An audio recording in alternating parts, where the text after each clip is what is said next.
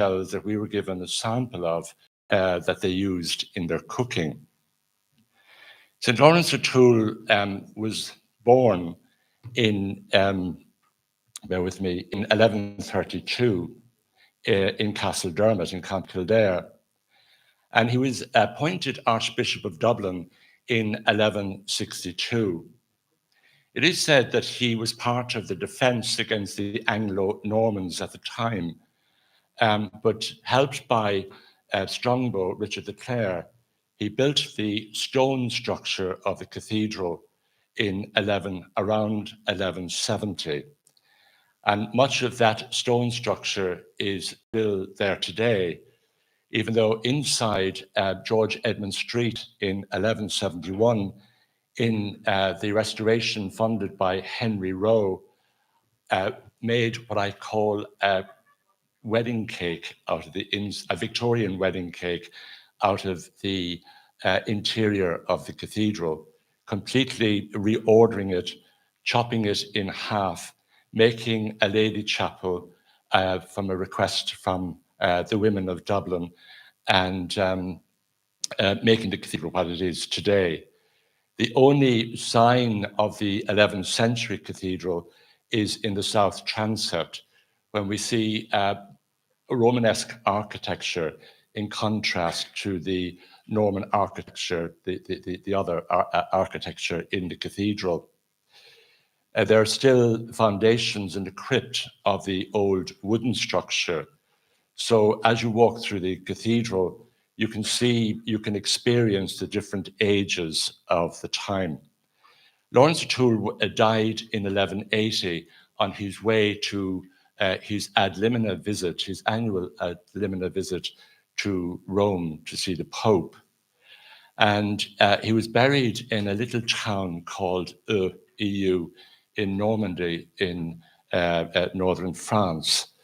But his heart was brought back to Ireland, encased in lead, and launched or put into a reliquary in Christ Church Cathedral. Historians tell us that the reliquary in Christ Church Cathedral had contained a lot of relics, and his heart was one of them. We're celebrating the 800th anniversary of his canonization. He was canonized in 1225. Some say 1226, but 1225 is the affixed date by the Roman calendar. And where I'm joining a pilgrimage in May to commemorate his canonization in the little town of Eu, and the Archbishop of Rouen will be there. The people of Eu travel over every year to pay homage to St. Lawrence and his birthplace and the relic of the heart in Christchurch. Garrod asked me to talk about saints and sinners in relation to Lawrence O'Toole, and that's the inference to the heart being stolen on the 3rd of March in 2012. It was one Saturday morning. March is always a quiet time in the cathedral. Two young people, I call them young because I'm over my 60s now, they were in their 20s, Eastern European by birth, came with the wire cutters and a backsack and opened the cage where the heart was contained and took the heart and walked out of the cathedral. We know all the facts. It's amazing how nothing that I say to you is folklore. It all actually happened. Even though it sounds like myth, you couldn't write it. They stole the heart, and we only knew that by CCTV footage on recognizing the makeup of the people who stole it and the fact that they had the rucksack there. We had lost hope about the return of the heart, the last relic to remain in Christchurch after the Reformation and the Cromwellian occupation here in Ireland. Christchurch survived the Reformation of Henry VIII, who suppressed monasteries. And how it survived is that the cathedral was an Augustinian foundation and ruled by a prior. And the last prior of Christ Church became the first dean of the Reformed Church. And by doing so, preserved the whole structure of Christ Church from Henry VIII's suppression.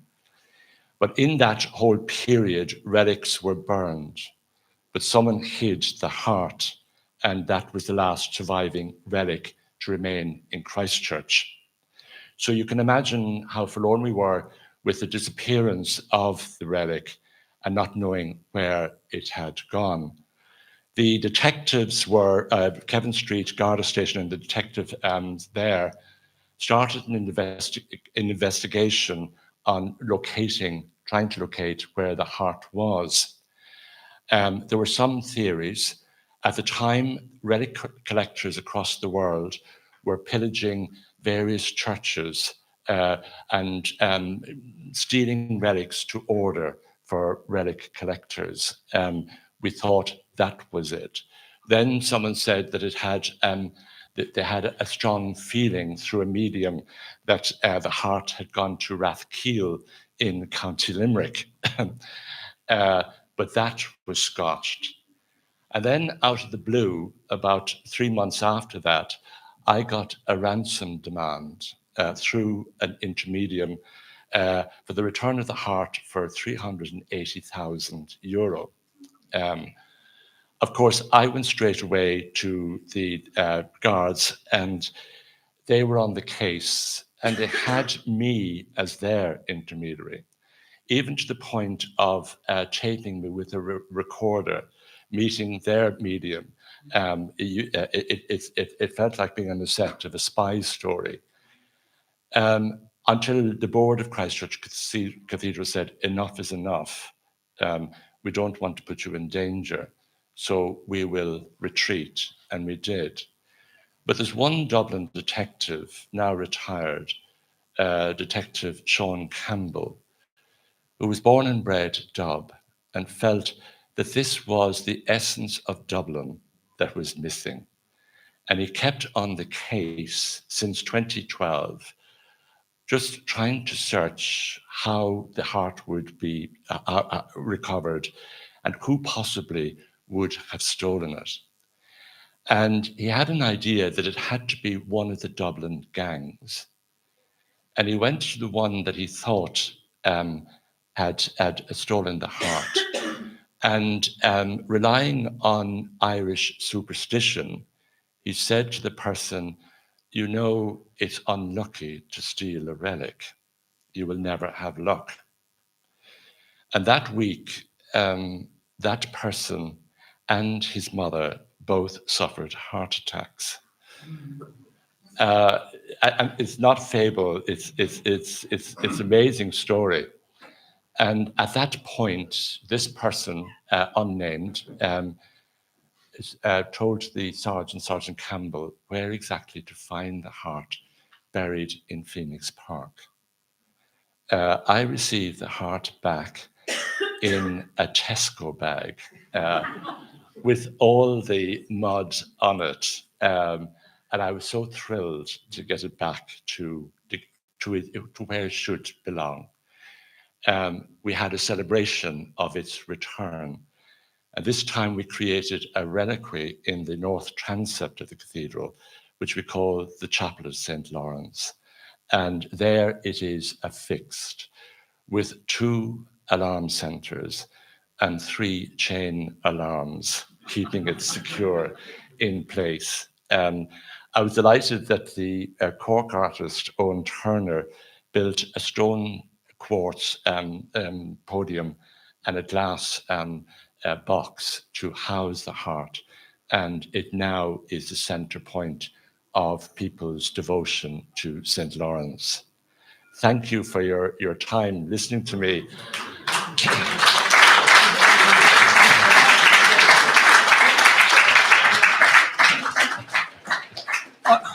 All sorts of things come to mind, but a heartfelt thanks is probably the first. Thank you. Thank you. I certainly get the feeling that where there's a heart, there's hope. Now we are again, and I would like to advert to Kieran wherever you are, but we're running far behind time. It is now 1:15. We're due to have lunch in 15 or 16 minutes time. So I think that what we might do, Kieran, could I just have your input on this, but have the group photograph now on time and have the parade after lunch? You're nodding. Great. Okay. Thank you. Everybody's hungry. So we will have the group photograph. Shane, where are you? Where would you like us, on the stairs or? Yes, okay, very good. So if we would all congregate on the stairs, nobody being left out, please, everybody to the stairs.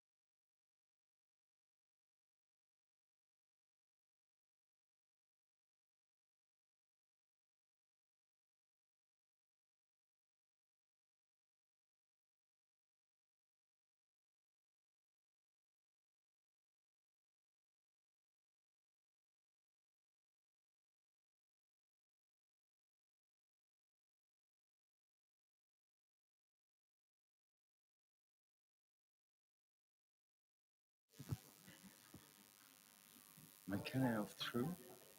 Is that of True? McKenna of True? Oh, that's, yeah, that's wrong. Oh, okay. Oh, okay. It's wrong.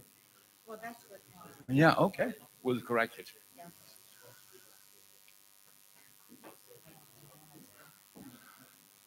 Clan McKenna. Oh, sure. McQuillan. This is how it started? Yes. Yeah, Castle. Lus. You took it over.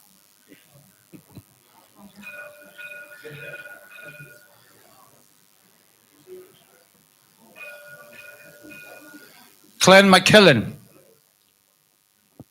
Donald Lydon of Connacht. Don't mind that there's an Irish too. Donald. Lydon, Lydon. Clan Lydon of Connacht.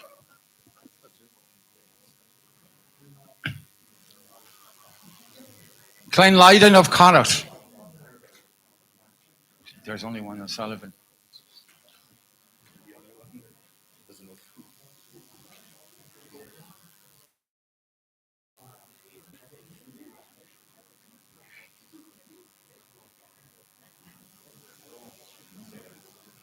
Clan O'Sullivan.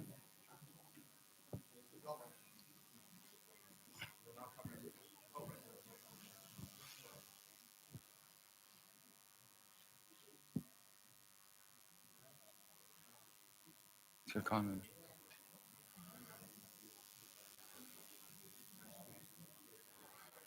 Clan O'Donnell of Tyrconnell. Oh, you're more than a clan by yourself. Good afternoon, sir. So you're actually the Macaulay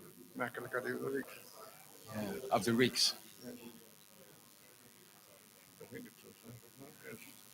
Yeah. The McGillicuddy of the Rigs. Clan O'Halloran.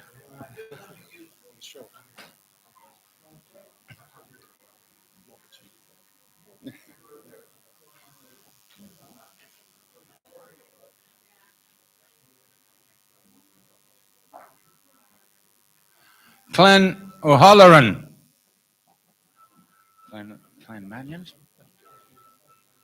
of Clare. Oh no, it's where was the Terry? Sean. So.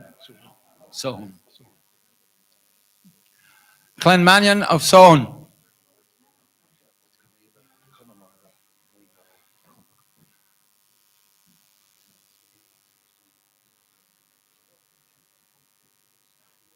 So Connemara. Connemara is nice.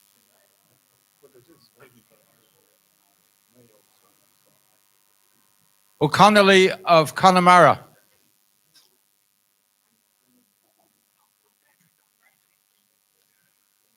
Oh, Jesus.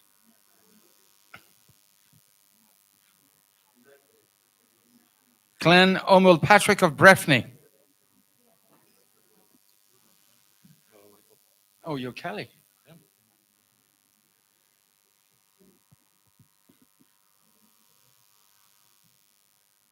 Clan O'Kelly Dalcash.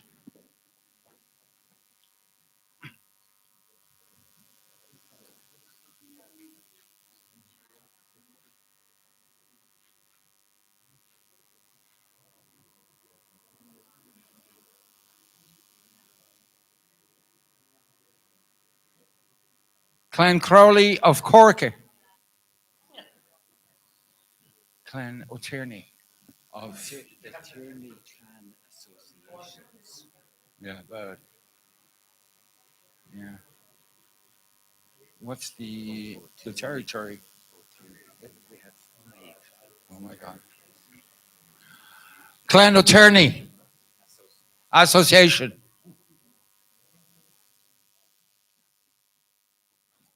Oh, Brosna of. Oh, Brosna of Brosna.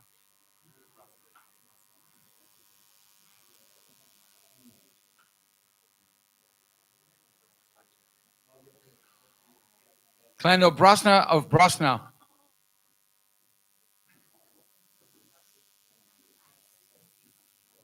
O'Dowd of Clannaduda of Mayo.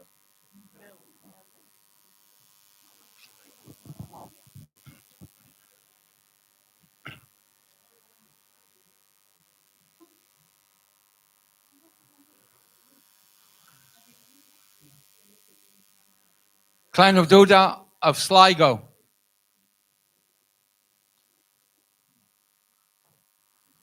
Clannolan of what?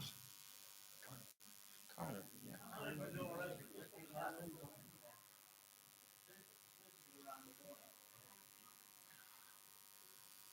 Clannolan of Carlow and Galloway.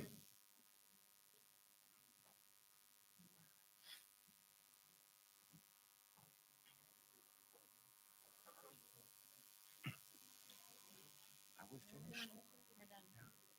We're finished? We're finished? We're finished. Excuse me.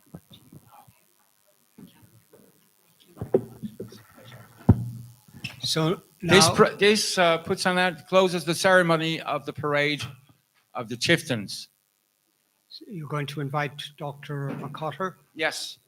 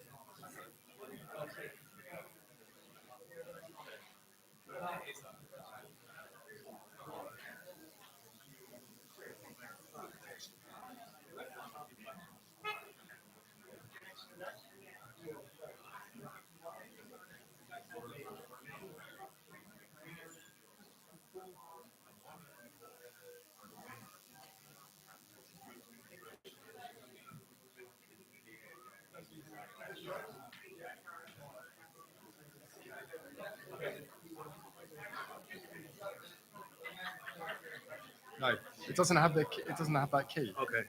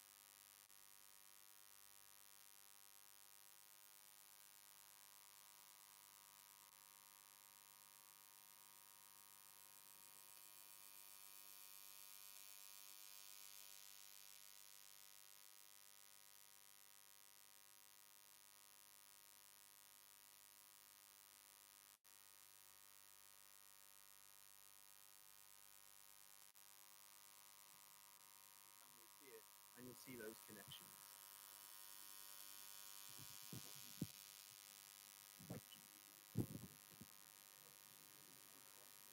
No problem. I'll introduce you and then we'll kick off. The only thing is, just so you know, just so you know, so we have your slides here. You just go through on the laptop. There is a bad connection. I don't know if the slides can come up here. They will be shown on the live stream because we have them down there, if that makes sense. But you will see the slides, so you'll be able to go through.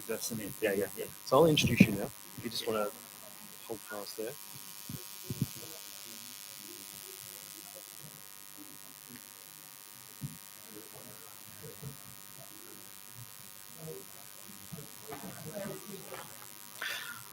Okay, so I think we might make a start. This is for our first lecture today. We have two lectures. The first one will be given by Dr. Paul Macotta of UCC, and our second lecture will be given by Cora Crampton, who of course is our prize-winning essayist. So fortjeroiv galer, goji an okad, specialta shaw, an crino vor finchine heron, is Misha Lukos Makanurkani, stu her finchine heron. So welcome everyone to this special occasion, this great gathering of the Clans of Ireland. My name is Luke McInerney, a director at the Clans of Ireland. So our first speaker will be known to some of you as a leading authority on Irish historical geography, and indeed that's what he'll be speaking to us here today. Dr. Paul Macotta obtained his MA at UCC in 1994 for his thesis on the Anglo-Norman lineage, the Carew family. He's continued his research and continued his publications in the various areas of medieval history, Anglo-Norman history, ecclesiastical history, and of course, genealogy. He was awarded a PhD at UCC in 2006. 2 years later, his thesis was published in a book form and is titled Medieval Ireland, Territorial, Political and Economic Divisions, and which is still for sale via Four Courts Press. I certainly very much highly recommend this book to you for those who are interested in those interlocking themes of lineage and place in medieval Ireland. Dr. Macotta has worked as a historical consultant for the Heritage Council, and he obtained a 2-year Government of Ireland Fellowship back in 2010. Dr. Macotta continues his academic research and is a researcher and lecturer with the Schools of History and Adult Continuing Education at UCC. Dr. Macotta has published 4 books and over 60 journal articles, many of them in peer-reviewed journals. So without any further ado, and with many thanks, I wish to welcome Dr. Macotta to the podium. Thank you very much. That's excellent, yeah. Okay. Good afternoon, everybody. I'm just going to check and see that my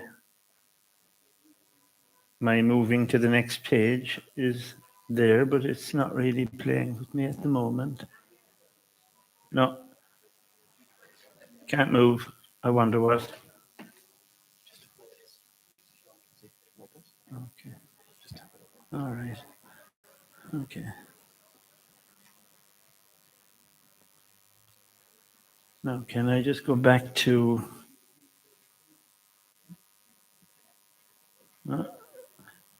is it possible to go back?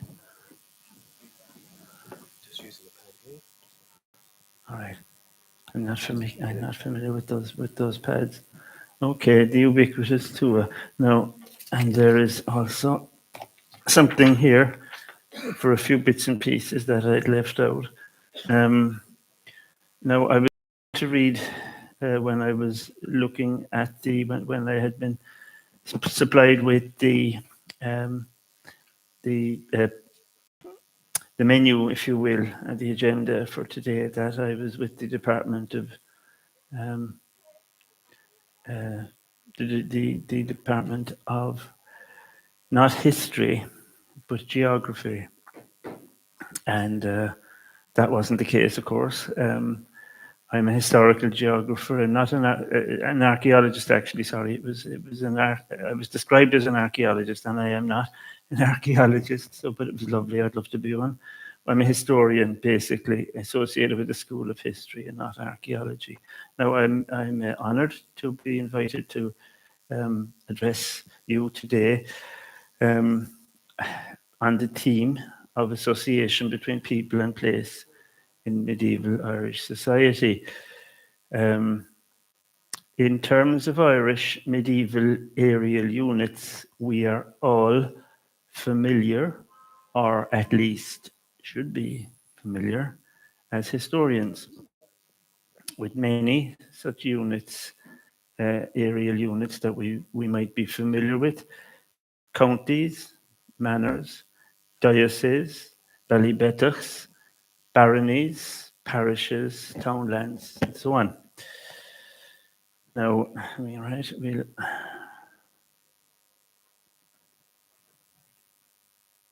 try that. Yeah, good. So what am I going to talk about? I propose today to speak on our priority, because they were different to the local tour. Why am I looking at that? Basically because this unit that I'm going to talk about today, the tour, was mostly held by and occupied by clans.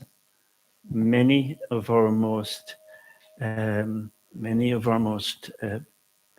important clans, surnames, if you will, septs, whatever, were possessed by clans.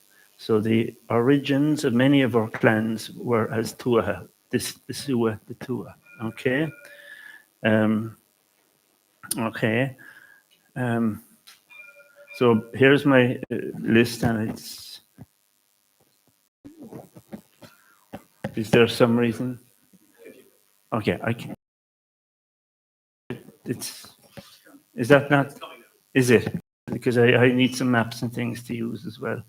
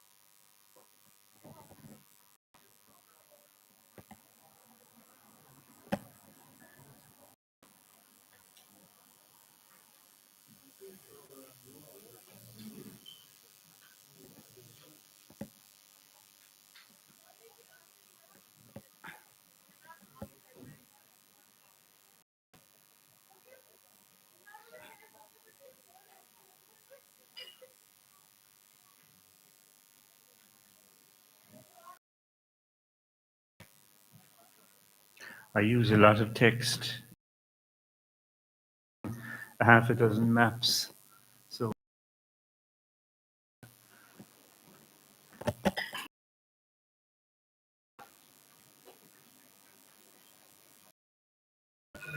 Time when the chairman does not interfere.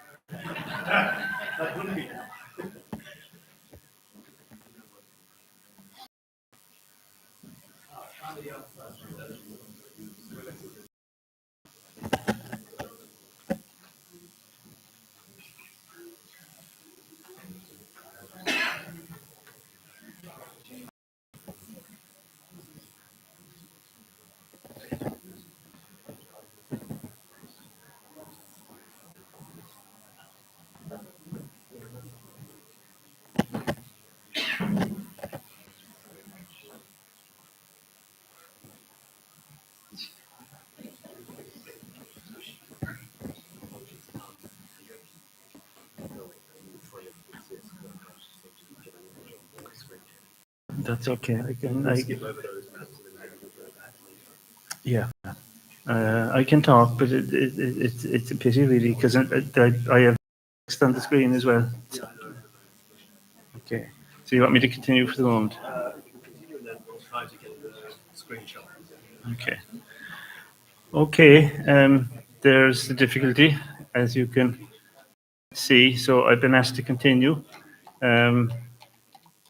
Basically, I have 26 slides, and there are about 6 or 7 of them are maps, which should be very relevant to what I'm talking about. And again, my style of presentation is to, for instance, what you don't see up there now is I ask the question, what am I going to talk about?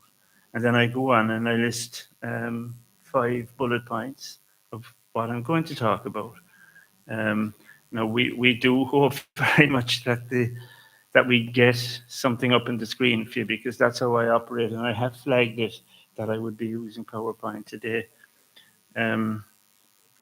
as some days ago, just to be on the safe side, because I've had nightmares with these things, these PowerPoints in the past. So what I'm going to do is I'm going to bless the effort there that's going to resurrect the projector, and basically I will keep going, and I may be able to go back later if we're missing. If we finally do get that going, and I'm halfway through the talk, I can go back and pick up the bits that were overlooked. So it might be all a bit now, a bit X's and sevens, but that's life. So good. Thank you, Lord. Yes, excellent. That's what we want. Sources for this presentation. That's correct. Yeah. So if it could be brought up so that the people down at the back might be able to see it anyway, if we make it big enough. I'll just talk on a while this is being brought up as sources for this presentation. The second point is, what was the tour? The sources for this presentation are just some papers that I published that you may find of interest, and if you want to go back. I don't know what happened there. No. Okay. I will then go on to talk about what was the tour, because it was a very distinct thing. I will be looking at the fifth point would be, or the fourth, the third part actually. The third point would be the place names around Tuatha. And the fourth point will be the role of the Tuatha within society, because the Tuatha had a very distinctive function. It was part of how a lot of clans organized themselves, essentially. I'm aware today that we're talking about clans, and I'll be talking a lot about clans. And the point about talking about clans like this is that the Tuatha was the unit that the Tuatha was functioned best. I do say in the name. Oh, that's very good. The ubiquitous Tuatha, because the Tuatha was everywhere, and clans were everywhere, and of course they were united. They were one. The Tuatha were the clan was the Tuatha. Most clans had at least one Tuatha. Some of there were clans of 2 or 3 clans with 2 or 3 different Tuatha, particularly powerful Tuatha. A lot of the Tuatha, in a lot of cases, the Tuatha is it's where a powerful clan, for instance, might have 2 or 3 Tuatha, and most powerful lords were based on, they had their own domain or their private Tuatha. You see the likes of the O'Donnells were mentioned here earlier already, and they were such an example, and there are other examples, and I'll talk about them when I get there. The role of the Tuatha in society, and then the ubiquitous Tuatha, the evidence. So we'll talk about that, and that's excellent. No, thank you very much, gentlemen. That is good. So we'll go to oh yeah, we're here up on top. So we'll go to the next one.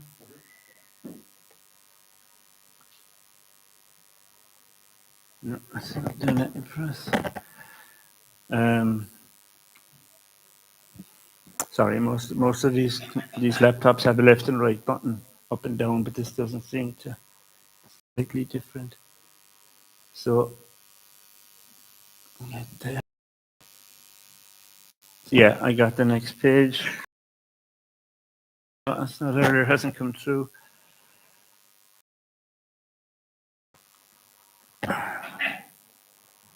No, it's not.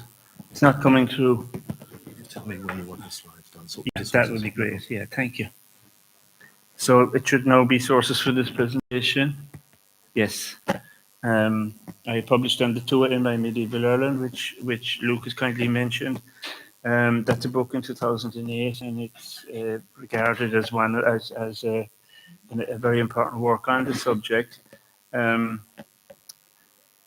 Other relevant publications: Tua Manor and Parish in the Kingdom of Fermoy, in Perizia, that's 2011. I'm sure these, if anybody wants to follow any of these through, they'll be on the audio, they'll be on the visual later on. The M7 motorway historical landscape was another one in Tipperary History Journal, 2013. Parish at Pastoral Care and Tua in the Diocese of Limerick, circa 2001. Journal of the Royal Society of Antiquaries of Ireland. The Daphne in J. Kerry, Ethics, Cavan History and Society, 2014. The Origins of the Parish in Ireland, which is particularly relevant to what we'll be talking about today, in Proceedings of the Royal Irish Academy. So, next slide, please. Okay. Right, and it's not up here. No. So I'll see, can I get the next page? No.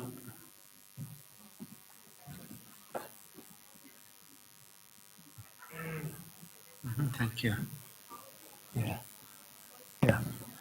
And that's great. Thank you for that. If you can go like that, we're fine. Ireland demonstrates a hierarchy of local, civil, or aerial units.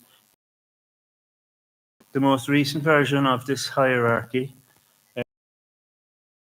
province, this is the modern order of today in a way. Province, county, administrative barony, civil parish, and townland. There's your steps. There's your organizations. There's a unit from top to bottom, as we have it today. And these descend from such units we find in the earlier time.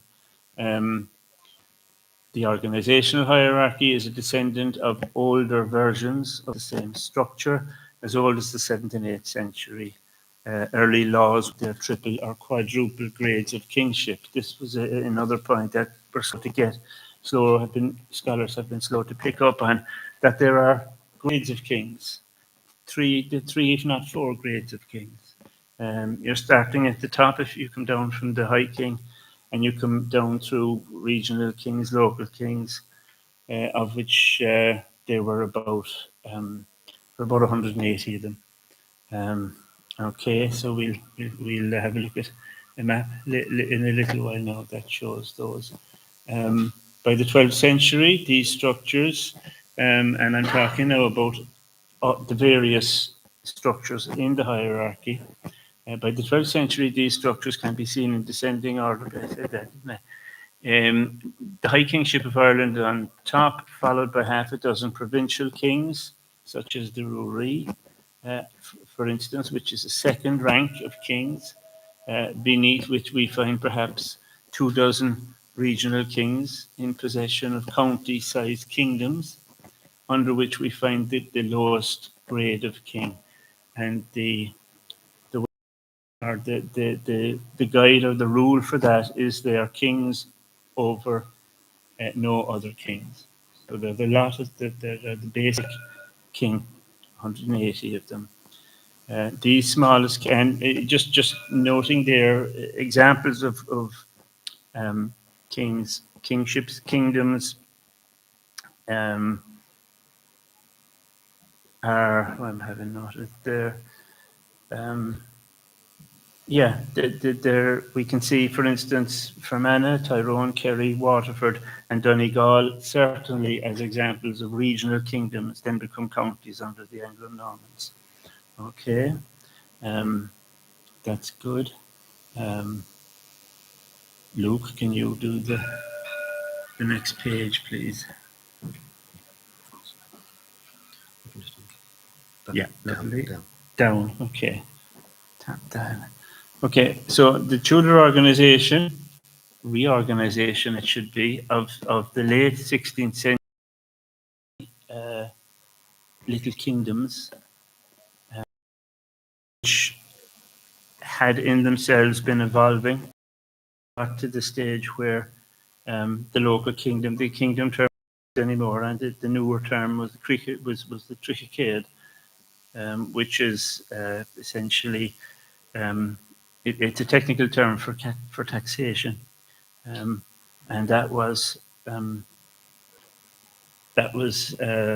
basically the kingdom, the little kingdom, becomes the Trichicade. The Trichicade eventually comes the Cantred under the Normans. The Cantred then in the 16th century, their names, toponyms are changing. Okay, if again, just to go back to it, the Tudor reorganisation of the late 16th century renamed these units as baronies. While the baronies do not preserve exactly the outline of the much earlier local kingdoms, alias the Trichicades, there is a clear relationship of descent between them. Finally, we have the late Tua, several of which together comprise the Trichicades, and I'll be talking, this is our unit that we're going to be looking closely at now. And the Trichicade and the Tua are in turn down into the Baile, and the Baile in turn was composed of a number of units, which we would know today as townlands. So you're going there from the Tudor reorganisation of the late 16th century. You're going through baronies, from Trichicades to baronies, to bailes, and to townlands. Okay, typically, and especially in Connacht, West Ulster, and parts of Munster. And this is just to titillate you really more than anything else, because we don't have time to go into this today. But the ratio is one baile subdivided by 4 quarters, Ceathrua, in turn subdivided into 16. Ratio 1:4:16, when the old baile, and 16 is the 16 that it's composed of. Sorry, forgive me. So that's fine, and we're doing well. Okay, thank you, Luke. Ireland demonstrates a hierarchy. No, actually, small kingdom. That's actually has gone.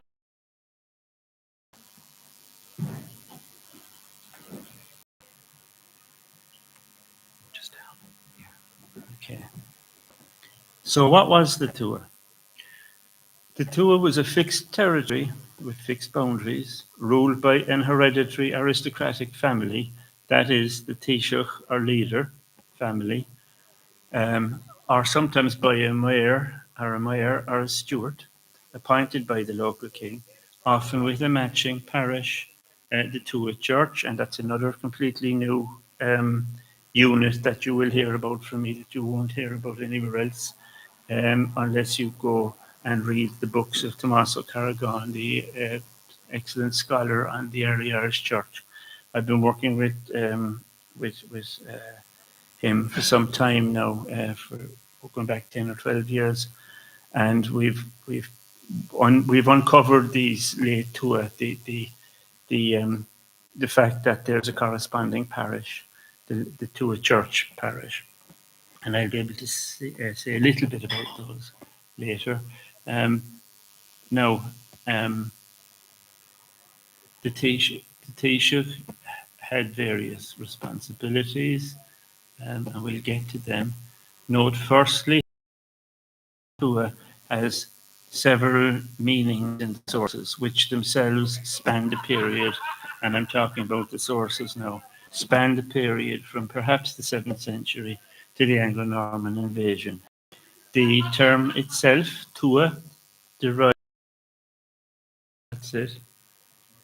Yes, yes. The term itself derives from an PIE, the European is PIE, the acronym for root, meaning people or tribe, and is thus very early. In Old Irish, it's Tuat, T-U-A-T. In Welsh, it's Tud. In Latin, it's Tuta. In Germanic, it's Tiudo. In Persian, it's Toda. In Kurdish, it's Tode. All meaning people or tribe from the root PIE Tute, meaning people or tribe. So that's what the Tua is. And the Tua is ubiquitous. The Ireland is covered with these. There are hundreds and hundreds of them. The whole the whole country seems to have been subdivided into them. Or at least that's what we find from the 7th and 8th centuries onwards. The term Tua has engendered much confusion due to the work of scholars such as Vinci and others who made the mistake of seeing it as a word representing a singular unit. There was only one Tua, and failing to understand that, just like types of Tua. Great.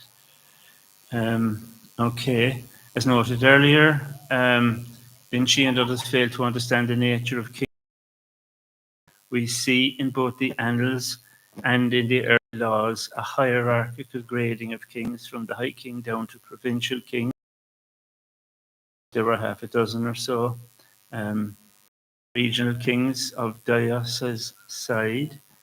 In turn, choose to call local kings rulers of barony or cantrade-sized kingdoms, kings who are kings over no other kings, as I've earlier said, of which there were around 180 in the 12th century. And these are the ancestors of our modern baronies, just as the regional kingdoms of county size. The term was for all levels on the above hierarchical term Tua. In this context, the terms Tua and Ri could be associated with that of kingdom. More recently, O Quran, who alas left us go quite recently, Donica, who I studied under. More recently, O Quran defines Tua as a lordship, a unit of jurisdiction, a parish, a kingdom, a people, a community. So we're seeing the great quantity of terms, all referring to maybe the same thing or different similar examples. Okay. In the early laws, the term Tua as a technical term could be applied to various grades of kingship, as to a rural territory designation of a unit smaller than the smaller than the smallest kingdom, as defined by our Quran. This unit that we're talking is what concerns us today. Okay, and okay, that's great, except I've skipped I bring it up maybe. I have it. Thank you very much. So you should be able to see the island of Ireland over there. The colour scheme is the modern, colour scheme. The divisions are the 180 or so kingdoms I was talking about, which the Anglo-Normans retained and made use of for their own purposes. but they just changed the name to them as Cantred. They named the name of them as Cantrids. Cantrids were the direct descendant, as we will see shortly, of the Tuatha kingdoms, Truchacade. Okay. Now have time, and nor will we. Basically, that's day 100, and it's showing the Norman Cantrids, which were in turn the direct descendants from the Trichicade. Okay, so you're getting this continuity on. In Ireland, there's great continuity in both place names, but also in diocese, for instance. There's a pretty fixed number of those, and they match with the diocese matches with the Trichicade, or with the regional kingdoms that we were talking about already. Okay, so that's just to give you an example. The Tuatha is actually comprised here, or each of these cantrids or stroke baron comprised of the Tuatha. Tuatha per Trichicade. Okay, so that's fine. More recently, again, my work has shown that the usage Tuatha onwards in the name form late Tuatha. One is one. You see, when you uncover something, sometimes in this business, you find a unit and you know what it does and you know what it looks like, but you don't actually have an actual name. That's why I'm qualifying the Tuatha here as local Tuatha or late Tuatha. The unit, the name form late Tuatha or local Tuatha. Now,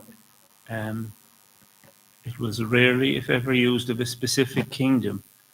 So that's a technical term that you need to spend too much time with.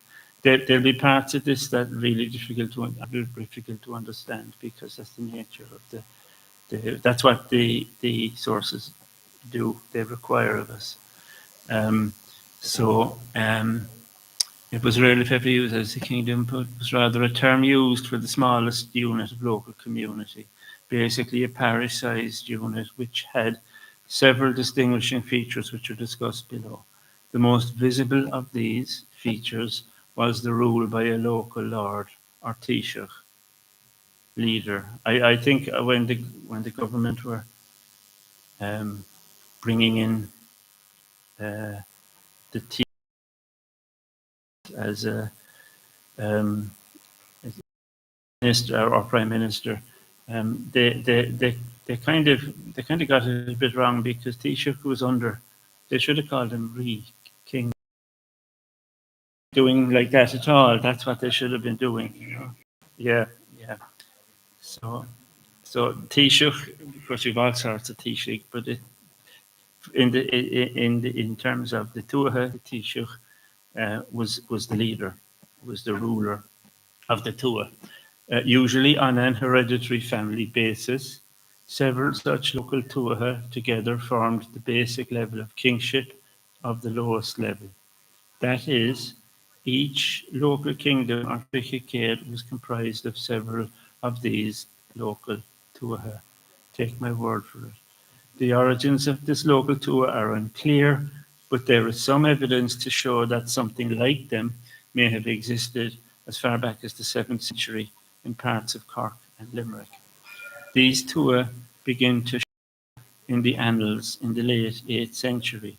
Typical local Tuatha nomenclature, along with a male ancestral given name, is diagnostic of the existence of such a unit. In other words, these Tuatha in the late 8th century, and there's a set of names that tended to be mostly added as a prefix to the names of the Tuatha.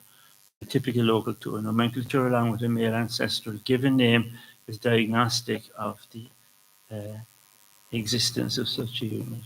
Okay, so that's grand, and we're going to go That's lovely. Now, terms associated with the local tour and their meanings. Again, many of you will recognize these. Winter, Mog, Ear, Carcu, Clown, Shield. Okay. Many of these terms carry family or children or even race, emphasizing their being segments of a great as cadet or junior lines of the dominant royal line. Okay. Mog, however, think of Macroom, and I'm sure there's plenty of others to think about, put our minds to it, but I didn't. Mog, however, having the modern meaning plain, Ma, can often be found in names of Tuatha where it seems to have the meaning of it comprised of lowlands or rich agricultural land. So the Ma was a plain, but it was also a unit of agriculture, agricultural output, I should say. Okay. Tir and Farran can mean land or territory. Is means people. Fir means men of. Names ending in the prefix riga, or for instance, Osriga, to take one for Kilkenny, can refer to ancient lineage Tuatha of the so-called Éitheach Tuatha or rent-paying peoples. And again, this is very complex, and I'm limited in the amount of time I have. So take it from me that the Éitheach Tuatha was the names for the bulk of the lower orders as we find them in documentation of the 7th and 8th centuries. And they die out or they're swallowed up in the expansion of the Email and Tuaskert and the Oganacht and all the various other very dominant, very senior sets of people or polities. Or you see, we don't even have a name. We don't know what in Ireland we have. We don't. These names can be interchangeable, and we don't have a clear. For instance, is for want of any of them, Email and Tuaskert, the O'Neill, the Northern O'Neills, is that a kingdom, or is that a kinship or a kindred? So it's not clear. They're used in both senses. Okay, so there's that. And the role of the Tuatha in society. Okay, yeah, that's lovely. Every Tuatha has either a Taoiseach or a Mayor or a Rachtara. And the Mayor and the Rachtara are stewards, and the Taoiseach is the leader. As of Taoiseach, see is by appointee of the king, or as for instance in the territory of Clonquillen in East Clare, where by the late 1300s all 7 Tuatha comprised were stewarded by various branches of the one family, Irodan. Earlier, in the early 1300s, these Tuatha had been ruled by individual native Taoiseach families. So you had in the earliest part of it, of the system, you had local people, and then you had a bit later you had the overlord or the overking coming in and putting his own people in, and this would go on and would go on and would go on, and you see the likes of the Maguires and Fermanagh, and how by the late 1500s there were something like 98% of Fermanagh was held by the Maguires. Okay, so that's a process of ramification. Okay.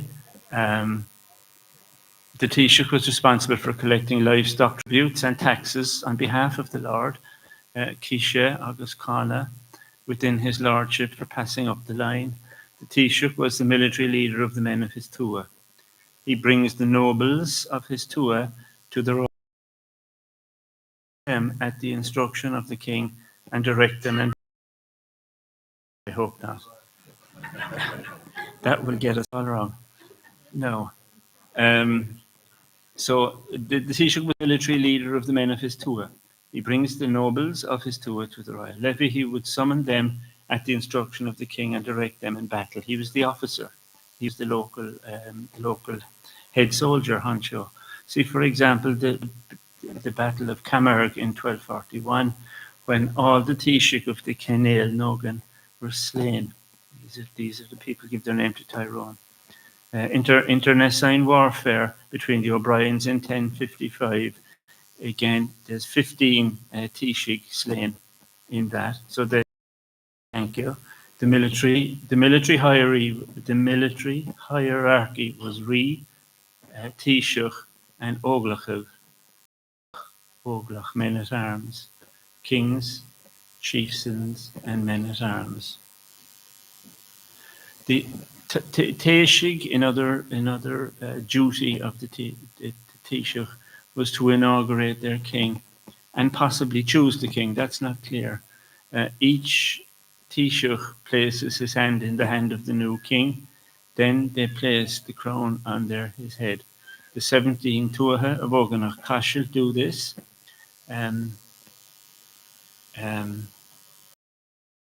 Of Tir Connell in 1342. The inauguration was performed on a mound, as in 1272, when the Taoiseach, I'm using the term as plural, when the Taoiseach of assembled at my Adair to elect the King of Thomond. Okay, so we can see again the large number of these Tuatha. Oganach Cashel, for instance, is a territory around Cashel and had 17 such units. Again, there was a lot of Taoiseach in Thomond. Okay, a Taoiseach could offer protection, but details are unclear. Again, I don't want to spend too much time with this, but this was a feature of early Ireland. Powerful men could grant protection to people under their wing, and protect that person from being killed by an enemy. A Taoiseach could offer protection. Taoiseach were erected to offer hospitality to Fili, poets, lawyers, and other learners. Double job, being both Taoiseach and Rachtar, and another was also in Erkinach, as in the ancestors of Luke here with us today.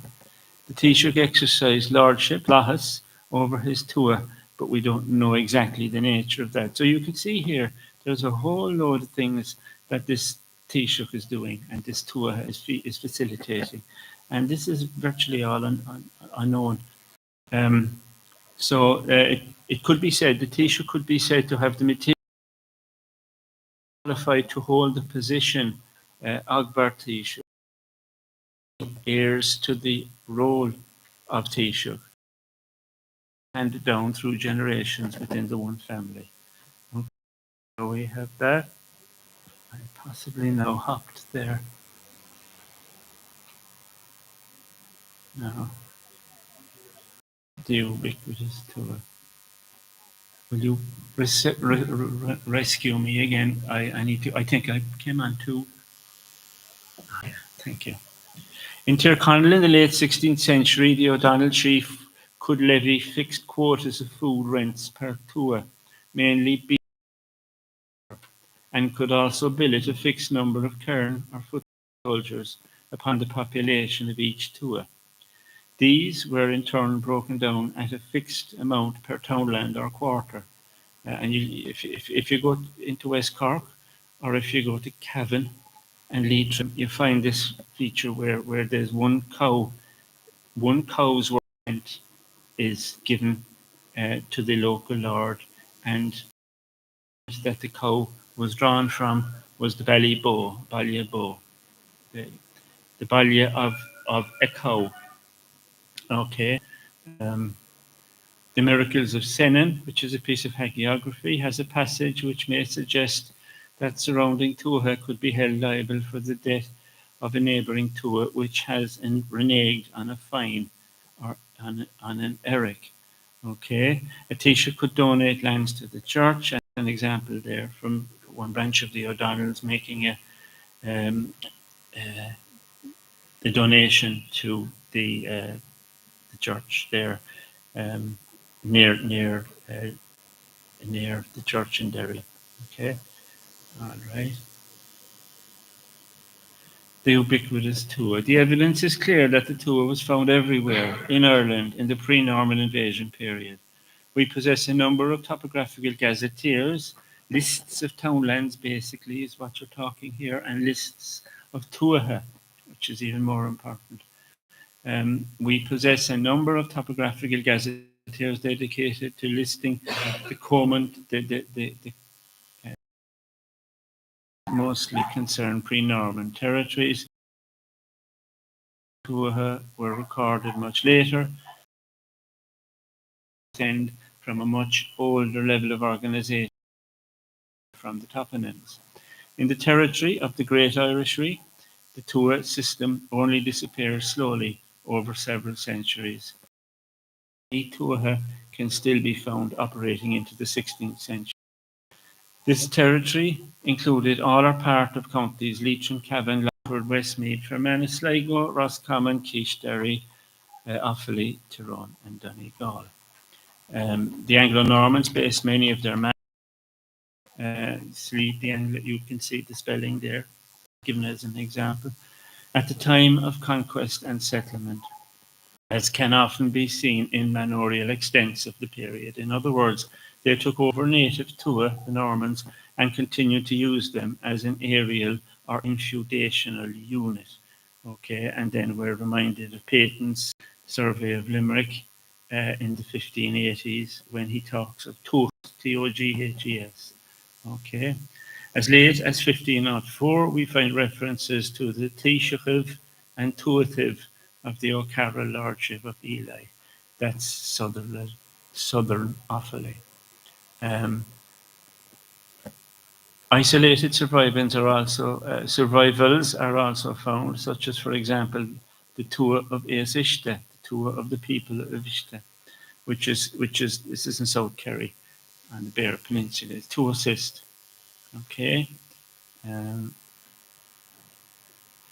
much of the Great Irishry, it is possible to work out the boundaries of the Tuatha by reference to rural rectories and sometimes parishes whose areas are clearly based on the Tuatha.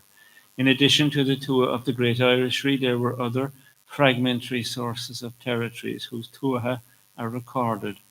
In the course of my work, I have been able to reconstruct the precise boundaries of some of these fragment territories and represent these cartographically. Examples of this are the barony alias Cantred of Cainriga in Limerick, Kenry, comprised of 4 Tuatha, ancestors of the Anglo-Norman manors of Adair and Croom, and the Cantred of Winter Moylenan in East Gallo, again with 4 Tuatha. Finally, we might consider the probability that much of the ethos or nature of the local Tuatha has descended today into the Irish rural parish. I'd be quiet, woman. No. Irish rural parish with its sense of place, our community, and warfare imitating the GAA contests. We don't. We have another few slides, I think, and some maps to look at. Period of the 95 eponyms. This what you're looking at there. I took the, where I could get somebody whose name was given to a trichicade, which is this. You find that before that most of these men who can be identified in the annals lived. Look at 67 there. That's before. These are 600, and by the 9th and 10th and 11th centuries, there are no new ones being created that we can see, or very few. And this indicates that most of the ruling trichicade lines were named for people living before 600. And what else does it indicate? Are the two people also this early? So most of the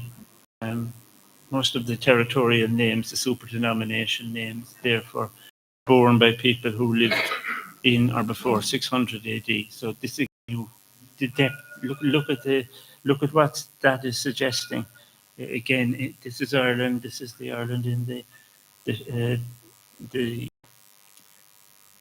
6th and 7th century. So it's quite remarkable. Okay. Again, this is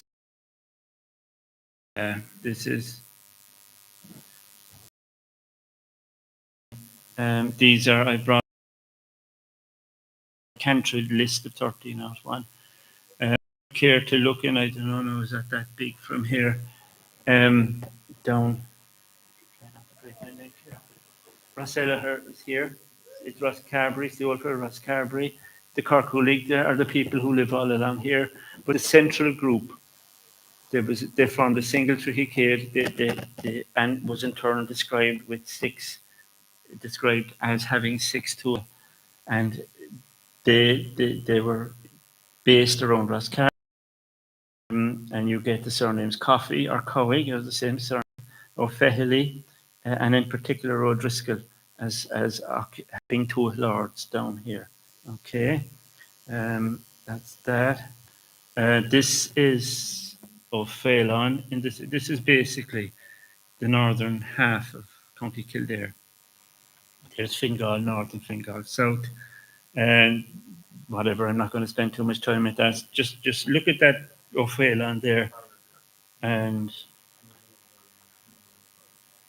there's it. It doesn't come up that big there now. It hasn't come up at all, in fact.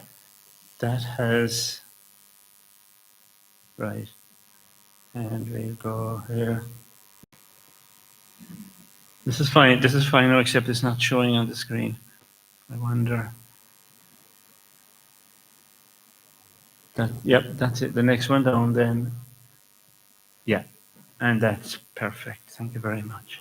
And again, this is just the Tuatha. You can reconstruct the Tuatha of County Kildare because we have a whole lot of early Fitzgerald deeds, I should say, on Nos is an ace, of course. I'm looking at my own now. Idima, Ketig, Larach Bruin, Uchterina, Carpri, all identifiable places. So this is an example of one of those few parts of Ireland where there's evidence to entirely reconstruct the Tuatha. Okay, so I'm going to go on one. Yeah, good, excellent, thank you. This again, we were talking about Tuatha churches a while ago. This is the Kingdom of Fermanagh in North East County Cork. There's 180 place names here, and when we use those place names, we're able to identify about 13 or 14 Tuatha. These are the Tuatha. There's some of those are church Tuatha, but I wouldn't worry too much about that. Again, the western part, Mogin here. These are the O'Duggans, Duvagan, and these are subsidiary to the Oganacht, Glenamnach in the east. These are the Oganacht, and these are the kings of the territory of Fermanagh. These are the O'Keefes, and who the great and powerful family, completely underestimated. They were the second only to the McCarthys as royalty in Munster. Okay, so you can just again, look at the name forms there. That's all pretty much. The above map of the Kingdom of Fermanagh reflects a situation dating probably to the early to mid 12th century, as reflected in the wonderful gazetteer containing over 100. That should say 180. Baillias. In each Tuatha there was a dedicated to a church where the population of the trichicade had to be buried. That should actually say the population of Tuatha. That's a misprint there. Had to be buried. This indicates a possible linkage between these early Tuatha churches and the later parish system under the Normans, where a similar rule applied. We can find these two churches in existence from the mid-1000s. Again, Corrigan has come on board with this, and we've worked out a system. And again, if you look at the last of the units, the last of the papers that I mentioned in the second slide there, the parish history of the parish in Ireland deals with these again. That's Royal Irish Academy there 2 years ago. Okay. And this is, some of you may be familiar with it. This is from 1564. This is the Laois Offaly map. It's on its side, so north is to the right. It is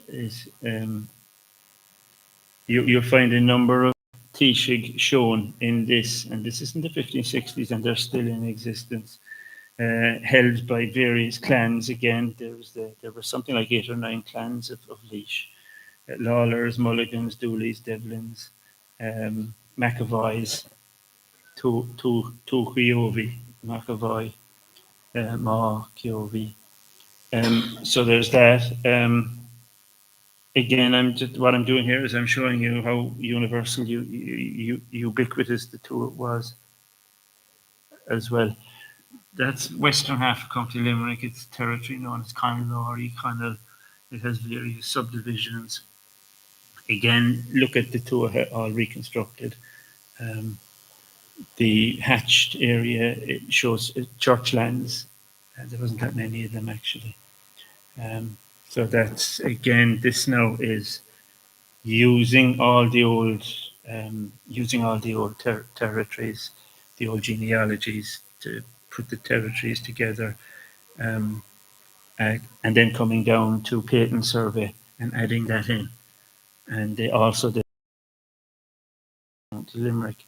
So that's a whole lot, and that's, again, wonderful stuff, able to do it.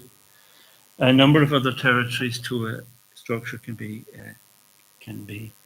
reconstructed. County Antrim, all of Antrim and parts of neighbour Derry have been reconstructed. A detailed list of 24 or so tuatha here dating to 1606. Muintir Marcú is East Galway, 7 tuatha, and their Taoiseach, and 3 church tuatha. It's pre-Norman, the Trichicade, and tuatha. It's of course of the O'Flaherty's. For the ferocious flag, for the ferocious Flaherty's, sorry, it's Flaherty, Flaherty. From the ferocious Flaherty's, God help us. That was what the locals in the city of Galway said about the O'Flaherty's. The Mayo Barony of Cara, 6 tuatha and 1 church estate, probably recorded by the tuatha of Laois and parts of Offaly from the reconstruction plantation of the 1560s map. Again, I mentioned before I leave there, the Conlars, the surnames in West Limerick: Flannery, O'Scanlan, O'Keneally, Culhan, or O'Connell. Okay, so these are those. We go there. And I think that's pretty much it, except for we have people here from Tyrconnell. Those are the tuatha of Tyrconnell, which can be approximately reconstructed. I'll just go down one more there, and it gives the list. Note below the regular association between sept names and tuatha names. Eli Tuaskirt, tuatha and their Taoiseach families, the Barony of the Karen, around Roscrea and Thurles, and the sources pre-Norman, the list. And there's the various there, tuatha that you can see on the left-hand side. On the right-hand side, these are the families who were the Taoiseach of those tuatha: O'Flanagan, McCorcoran, O'Hagan, O'Dooley, McGilfoyle, O'Bannon, the O'Mahers, of course, are big people down there. If you go to Tyrconnell, Taoiseach families, Donegal, 1200s, Taoiseach of Tyrconnell is Donegal minus Inishowen, of course. O'Wale from O'Connell from Tua Bladach, O'Doherty from Ardmire. The O'Dohertys are Ardmire. It's a lost territory, but we know it to be just to the south of Derry, the city of Derry. So that I hope you enjoyed that. Thank you for your attention.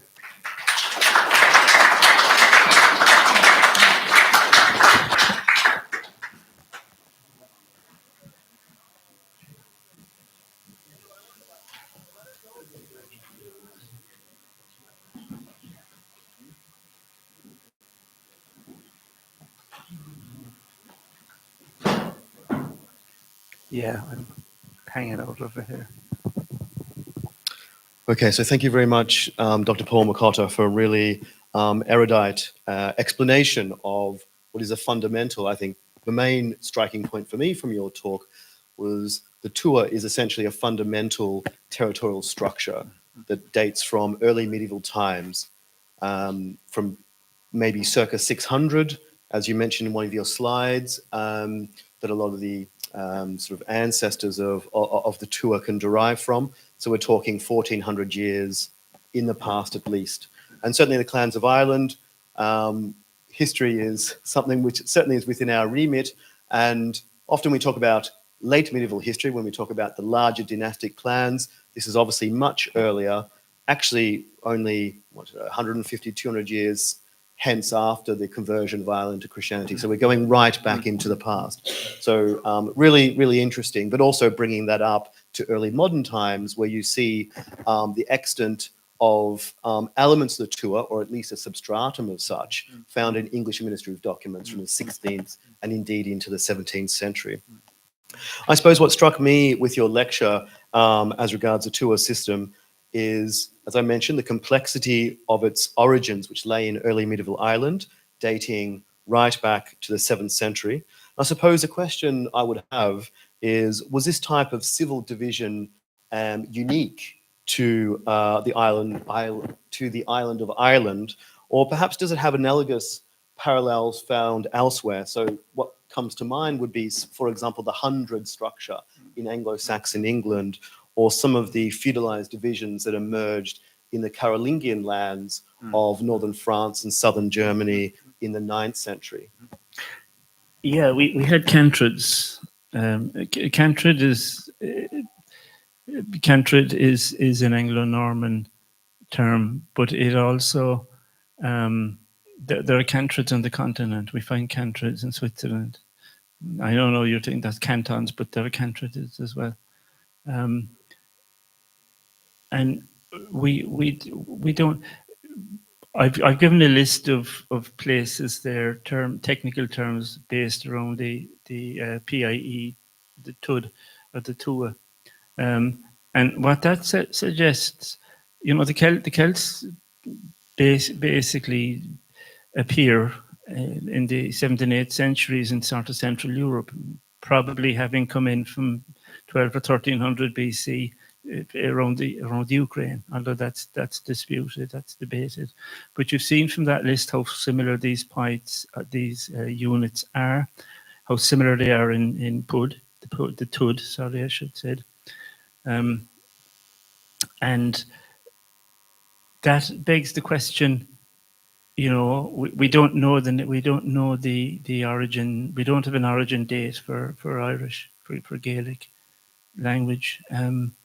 And it's ultimately derives from these people that come from the Ukraine, and some of them go down into Italy and become the ancestors to the Latins, and some of them stay up around southern Germany, Switzerland, Austria, and over time they come in. We don't know when they come in Ireland. We do know that we know that in Ptolemy's map. Ptolemy, it's the earliest map of Ireland. It's around 150 AD. I can't remember exactly, but it's something like that. And Ptolemy's map shows that Gaelic was spoken at that time. That's the one bit we have very evidence that we can be sure of.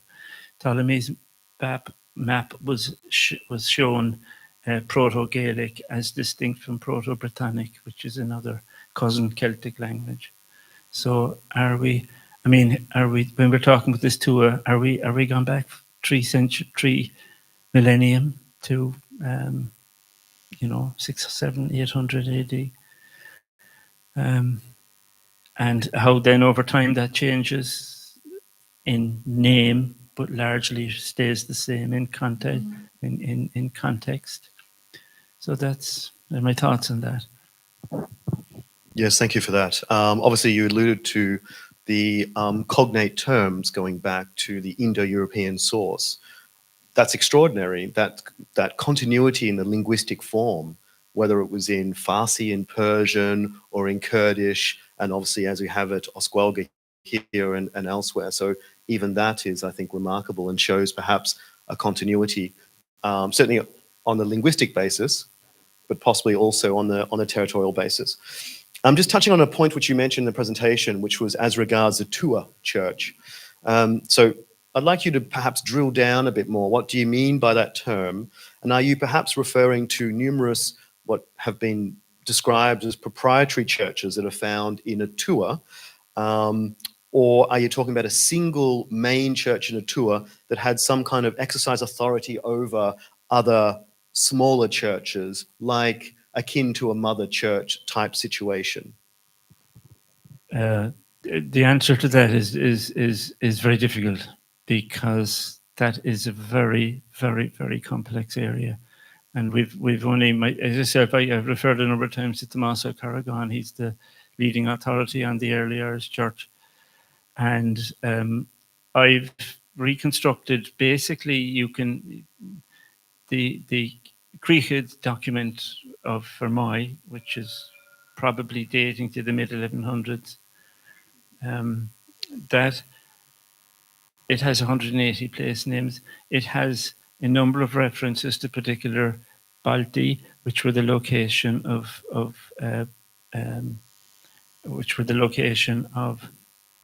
churches whose population must be buried within the church. Now, this is pure Anglo-Norman, but this is not Anglo-Norman. This is early. And there are a number of other features as well, but that's the main one. That's diagnostic of this, the fact that there is this type of church that's a poet. We've identified it. We've called it the Tua Church, for want of something better. But it is clear from the Creechid document in Fermoy, and a couple of other examples, I think, up in Cara, again in Mayo. What's actually appears to be happening is that there is one church. You see, it's also, you see it also in Limerick, in that map, the Limerick I threw up, that you have one, how will I say, you have one church per Tua. That's a senior church. You could have several churches per Tua, but you just have one senior church. Then that church will, if will become we see next that some of these churches are directly under bishoprics. And again, the problem with the Irish church, the early Irish church, is that it's very, very the evidence is contradictory and difficult. But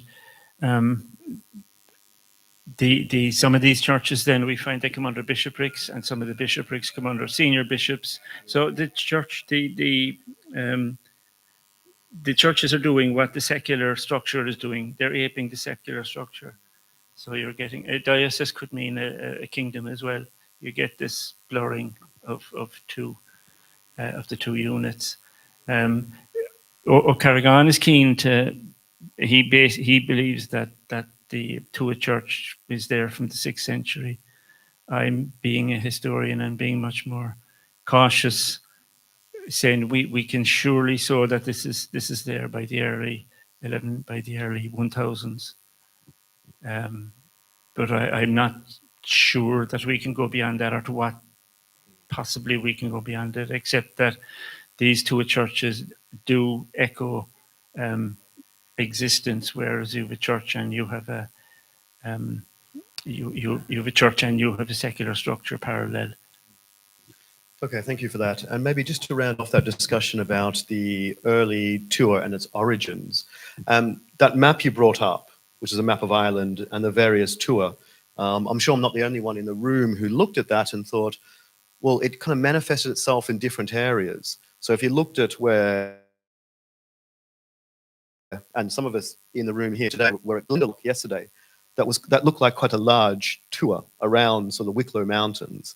But then if you looked in some areas which I would correlate with high agricultural output, they're much smaller. So I'm wondering, is there a positive causal relationship between agricultural output, i.e. fertility of land, and the size of the tour?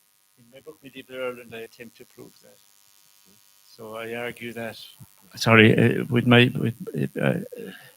my answer to that is that in my book, where this is the book, I've done a few books, but this is the 2008, my main contribution, and this how will I say, I try in the book. I try to prove that that is the case. That there's a correlation between agricultural land, where a lot of agricultural good quality land, the units are very small, and the great territories, mountainous territories, poor territories, the trichicades are very large. Now, we're not talking Tuatha, we're talking trichicades here. It's easy to confuse. So. That's my answer to you would be yes. You have, I think you have picked up on something that's correct, but don't forget it's probably it tends to go with the Tuatha as well. So you can have the trichicade or the Tuatha, and the same dynamic is happening. Whereas big territory, poor land, small territory, yeah. So thank you for that. So I think in a nutshell, the answer is buy your book, which I recommend to everyone. So maybe just another question. I got my what will I say? My check. The check came in the door yesterday from that book, and I Four Courts sold 42 copies this year. Very good. Last year. I kept thinking it would be I think yes. Yeah, that was number 43, I think. It was, yeah. Okay, Anyway, go on. Yeah. so maybe just another question, then we can open it out perhaps if there's any questions on the floor here. Your work on historical geography and topography also touches, I believe, on a 14th century great topographical poem authored by the renowned Shenachie, Sean Moore O'Dourgan. So his poem is notable because even though he elaborates on the territorial divisions of Ireland, in particular, he actually ignores the Anglo-Norman settlement. So he's writing post-Anglo-Norman settlement. Much of the country is being carved up by Anglo-Norman magnates, but he completely ignores that. And his topographical poem only harks back to the ancient Gaelic territories and their various Tishi who ostensibly ruled over them. So does that topographical poem offer any insights into the Tuatha system in Gaelic Ireland? It certainly mentions the territories and various kindreds. So I'm just wondering if you have any views or reflections on that mid-14th century poem. Kenneth Nichols, whom I worked under for many years, basically held that some of O'Dourgan's poem are correctly historic and some of them are fictional. And no, I can't remember exactly why he held that belief, but knowing the man as I do, I would be inclined to accept it. Of course, you O'Dourgan, and was the other guy? There was two of them there. O'Heran, yeah. And I think yes, some of them are more fictional than others, depending on the two authors, and again depending on the territories. In the Gaelic territories, overgone, Dugan, basically, if you want to anglicize it, or Dublin. He is in the Gaelic areas, they tend to be more accurate. The poetry tends to be more accurate because they're dealing with with the living descendants of people. Because of course, the fictional is meant to be pre-Norman. That's right. It's almost, I Yeah. would say, if it's fictional, maybe aspirational. Yeah, yeah, It's almost projecting back. yeah, yeah. But yeah. So, in answer to that particular question, but there is good material in those two poems, definitely, and they should be respected. It's possible in a number of places to correct them, the annals in particular, and the genealogies. Yeah, in particular genealogies, indeed. Yeah, yeah. Thank you very much for that, Dr. Makotta. I might just put it to the floor here if there are any questions. I think the first hand came up here, so to David, please. Thank you, sir. Local government reorganisation goes on all the time. Now tell me, looking to the future, when the Kingdom of Ireland is restored, which it might be, who do you put up for High King of Ireland?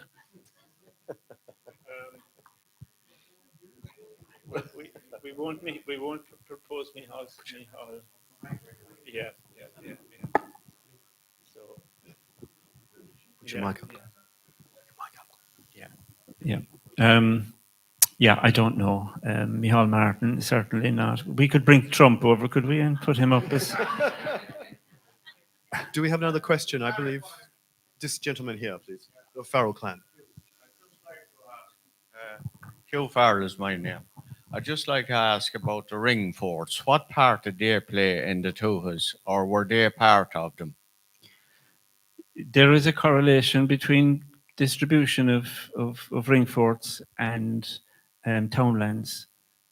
Now, that's a very broad statement. It may not be true in all cases, but there is evidence. What's his name? Matthew Stout did a book on ring forts, and that was his conclusion. And if you actually go through to most parts of Ireland, you will find at least one ring fort per townland, where the land is of decent quality. There's a difference very much dependent on agricultural land. I think that's a very good point. In the parish I come from myself, lately I was just looking at it because we do the graveyards, copy the inscriptions in the graveyards and that. But I was just looking at a site on the internet, and you know this site, Buildings of Ireland. When I picked out one building, Foxhall House, which we were searching at the time. And when you pick out Foxhall House, underneath you'll see, click on map to see more. So when you click on the map, it widens out and it gives you the whole parish, and it'll give you every ring fort and every ancient monument or whatever is in that area. So in that parish that I was looking at, there was 30 ring forts. Now, a lot of them were small enough, but I was just wondering, they would have been used to bring in cattle and as a kind of a safeguard against raiders and that. So they probably would be part of the Tuathas, would they? Well, the Tuatha is comprised of a number of townlands. The townland is the basic building brick, and the quarters. Then you'll often a place name, with Carhu, Carrua, on Carrua, that kind of thing. That quarter is the quarter of the Ballia. It can be demonstrated to be so. Particularly if you get the Mayo and the Galway and the Clare books of survey and distribution, you see that pattern is there then. And as to basically that's. Thank you. Okay. I think just the other thing to mention on that, and I think it's a great point, and what you've both made, there is a positive association from what I've read between ring fort or rath density and agricultural produce, the fertility of the land. So some years ago in the 1980s, there's a scholar who did a very detailed examination survey of the ring forts on the Cion Lema or the Loop Head in Corcovashkin, Southwest Clare, and there's a very positive association with those ring forts closer to the water's edge, closer on the Shannon Estuary side and on the northern side of the Loophead Peninsula on the Atlantic side, which also correlates with good land. And it makes sense, right? So you're storing cattle, you're living in these ring forts, you're living on places of good land. You don't put a ring fort on a bog, you know? So there's a positive association and all different sizes. And there's a whole body of research trying to determine what does a different size of a ring fort means? Does it correlate to status? The Taoiseach, does he live in the bigger one and someone else in the smaller one? Now, I think there's different scholarly views on that. But I think by and large, there is that positive association between good land and ring forts. Yeah. Have another Donna here. The chairman is retiring to a ring fort called after his house, Broomhill. I'd have to defer that question to the Kuhelak. No. Thank you. I'm glad we've dispelled that. We have Sean McGrath, or sorry, Mrs. McKenna. Siobhan, please. I just want to say to Dr. McCotter how much I enjoyed that. That was an absolutely wonderful, wonderful educational presentation. And Garrod, I saw you putting up a book there. Is that, would like to ask Dr. McCotter, is that presentation included in that book? Parts of the map is in the book, and parts of Yeah. the argument that's book there. Yeah, because is there any chance this can be put on the website? It probably will be, won't it? Yeah. You Yes, do record it, don't you? Absolutely. So as I Yeah. had mentioned earlier during the AGM, Yeah. all of these talks are recorded on our YouTube channel. Yeah. The book, I think, if I may say, is available, I believe, in Hodgson Figures on Dawson yeah, Street. it is. Or can Which be is ordered. excellent, and it's also And Forecourts Forecourts, yeah. Press.ie.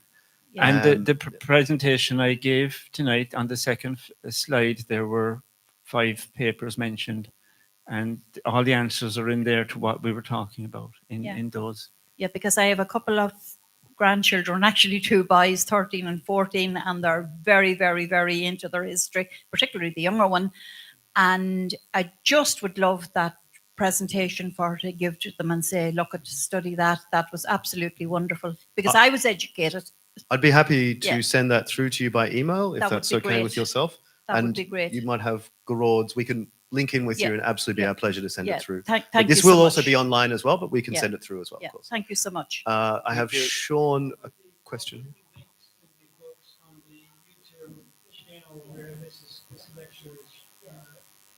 Just for the for people online may not have heard that, so Chris will put the links on the YouTube channel to the books and the other sources. So thank you for that as well.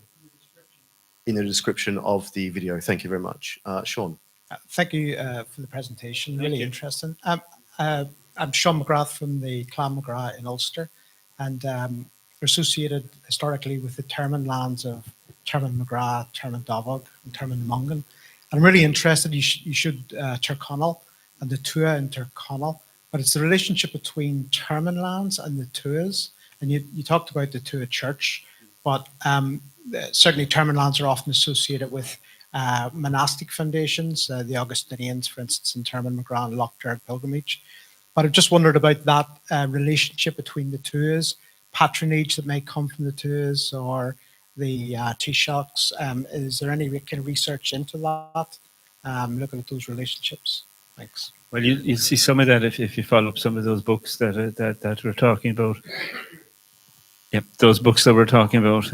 If you follow those up, the difference between church land and secular land is greatly exaggerated by scholars, and in general, it's a mistake. Their church lands are basically the same as secular lands, except instead of paying lands to the king, they're paying lands to the bishop. That's about it. Thank you. We have one final question from Bart Cudley. It's not a question, really, it's a point of information, more so related to the question that was asked over here. But I can see from your opening remarks how you were saying about being confused with an archaeologist.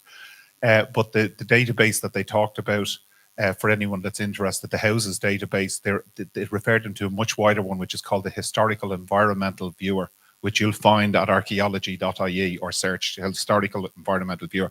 And it's much broader with all the rots and all that sort of thing in it. Thanks, Bart. That's a great point. And also, if you go to the Ordnance Survey online, there's a digital map there utilizing 1842 6-inch map. And on that, you can put various layers. And you can also see the various historical points or sources, sites of information. And it also has the various ring forts that were surveyed by John O'Donovan and Eugene O'Curry in 1839, and other sources, Holywells. One can't talk about Ireland without mentioning a Holywell, right? And other things. So thank you very much. We might, just in the interest of time, we might wrap it up there. So just once more, thank you very much, Dr. Makota. Very interesting presentation. And we might just have a break, just if you want to stretch your legs for 1 or 2 minutes, and then we'll be going to our next speaker,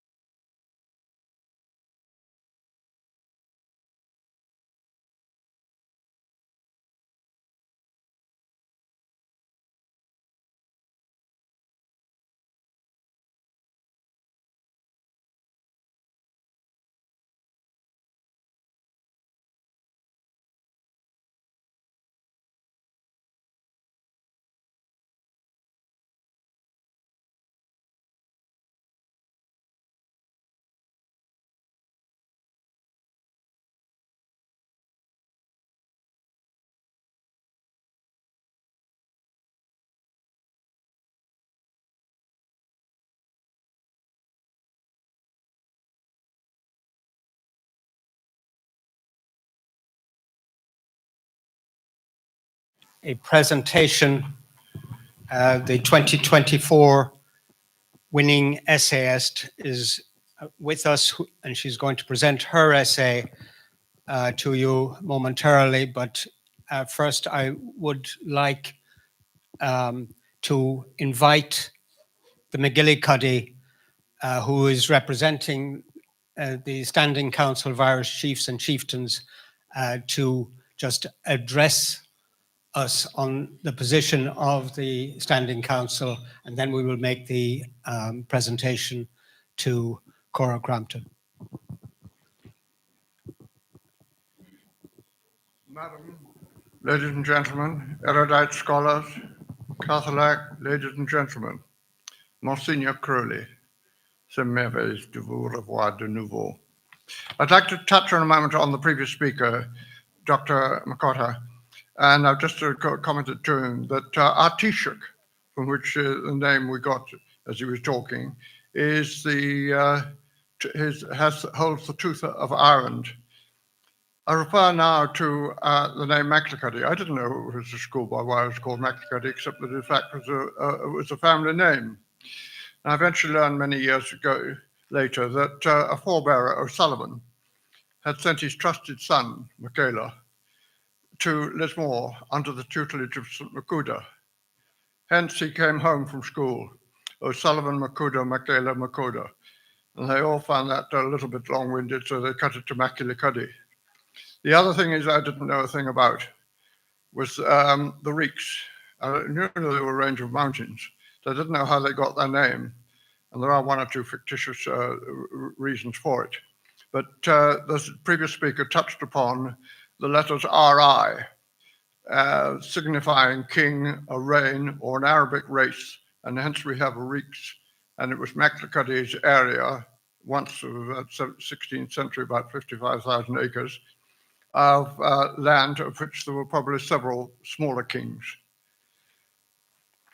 So that tells me a lot. I'm particularly indebted to Fergus Gillespie during his tenancy as Chief Elder of Ireland for introducing me to Clans of Ireland. A course of induction under Dr. Norman O'Higgins brought me into contact with our retiring chairman. His leadership has been, to say the least, inspirational. He must to bed late at night, sleep little, and rise early to have time for business, fox hunting, and studies of Brittany. A truly remarkable fellow. I have some major regrets. Living in South Africa until 9.5 years ago denied me the early acquaintance of Dr. Sims, Luke McInerney, Kieran, and Rory. I inherited my revered chieftaincy following the early death of a cousin. I landed under the orders of a British Army Major General, retired, the O'Mara, who did an excellent job of bringing me as close up to speed as he possibly could manage. The Standing Council of Irish Chiefs and Chieftains was an enigma until 6 of us met at Canran 20 years ago. It was at that meeting that the proposal to sponsor the Essay Prize came to fruition. I'm glad to be able to perpetuate the current sponsorship. And as to the amalgamation of interests between the Standing Council of Irish Chiefs and Chieftains, I in fact moved that in a letter from South Africa in 2012. I'm glad it's come to such fruition. You will note that just as 6 chieftains were up to attending the annual general meeting at Canran, if you'll forgive the pun on standing, just 2 of us remain. I don't know where the other one is. Frank around here? Well, he was here and he was quite able to stand up, etc. And you've seen what he looks like. A man of enormous Irish and European knowledge. Clans of Ireland is, compared with some organizations, pocket-sized, but an encyclopedia of many aspects of Irish cultural life. While recognized by the United Nations, it does not deserve the low order it is given by government. No pussyfooting about. If government does not acknowledge the country's past, it cannot visualize the future.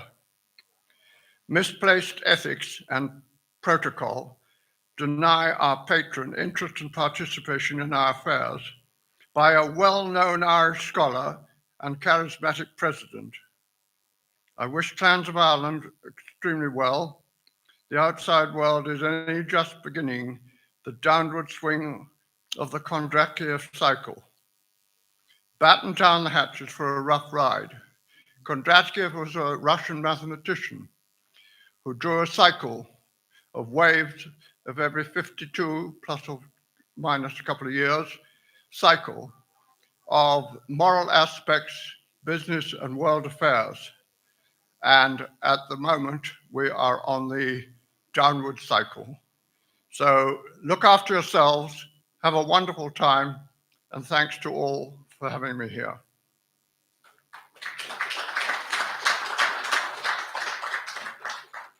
Donna, don't run away. Donna, don't run away.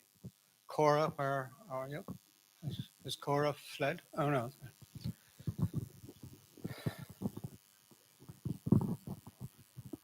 So I would like to thank you very much. So Cora's essay, which you are all going to hear in a couple of minutes, is wonderfully apt, I think, given where we were yesterday.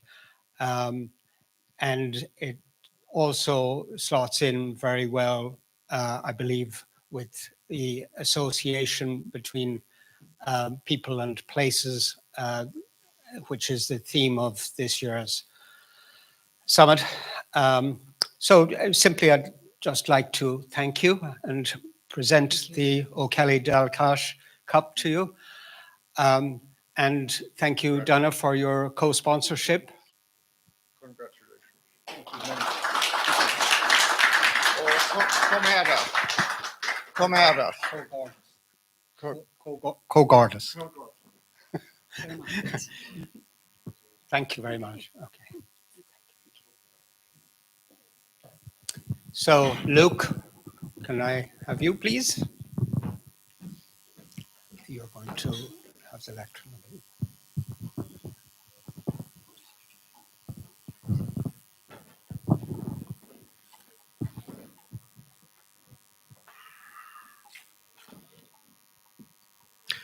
So we move on to our final speaker for today's cultural program.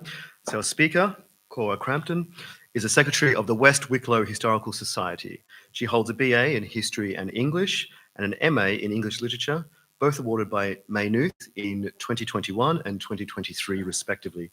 Cora is a recipient of the Lord Walter Fitzgerald Medal and Prize, awarded by the County Kildare Archaeological Society for original research on County Kildare and its environs. Cora's work has been broadcast on RTE Radio 1, and she is published in various journals, including History Ireland. Last summer, Cora was awarded a place in the Irish Writers' Centre's 2024 National Mentoring Programme.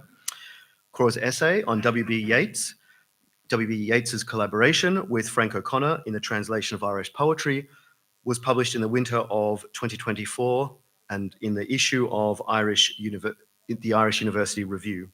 So her own poems are beginning to be found in print, most recently in the Poetry Island Review. And for those listening, I very much encourage you to have a look at those. So we are very pleased at the Clans of Ireland to have Cora here today with us. She'll kindly read her prize-winning essay entitled Three Women of the O'Byrnes, Perspectives on Gaelic Political Marriage in the 16th Century. For those of us who were at Glendalough yesterday, we heard one side of the O'Byrnes story and the Battle of Glenmalure in 1580, and I believe this could be another side. So please join with me to welcome Cora to the podium. Thank you very much.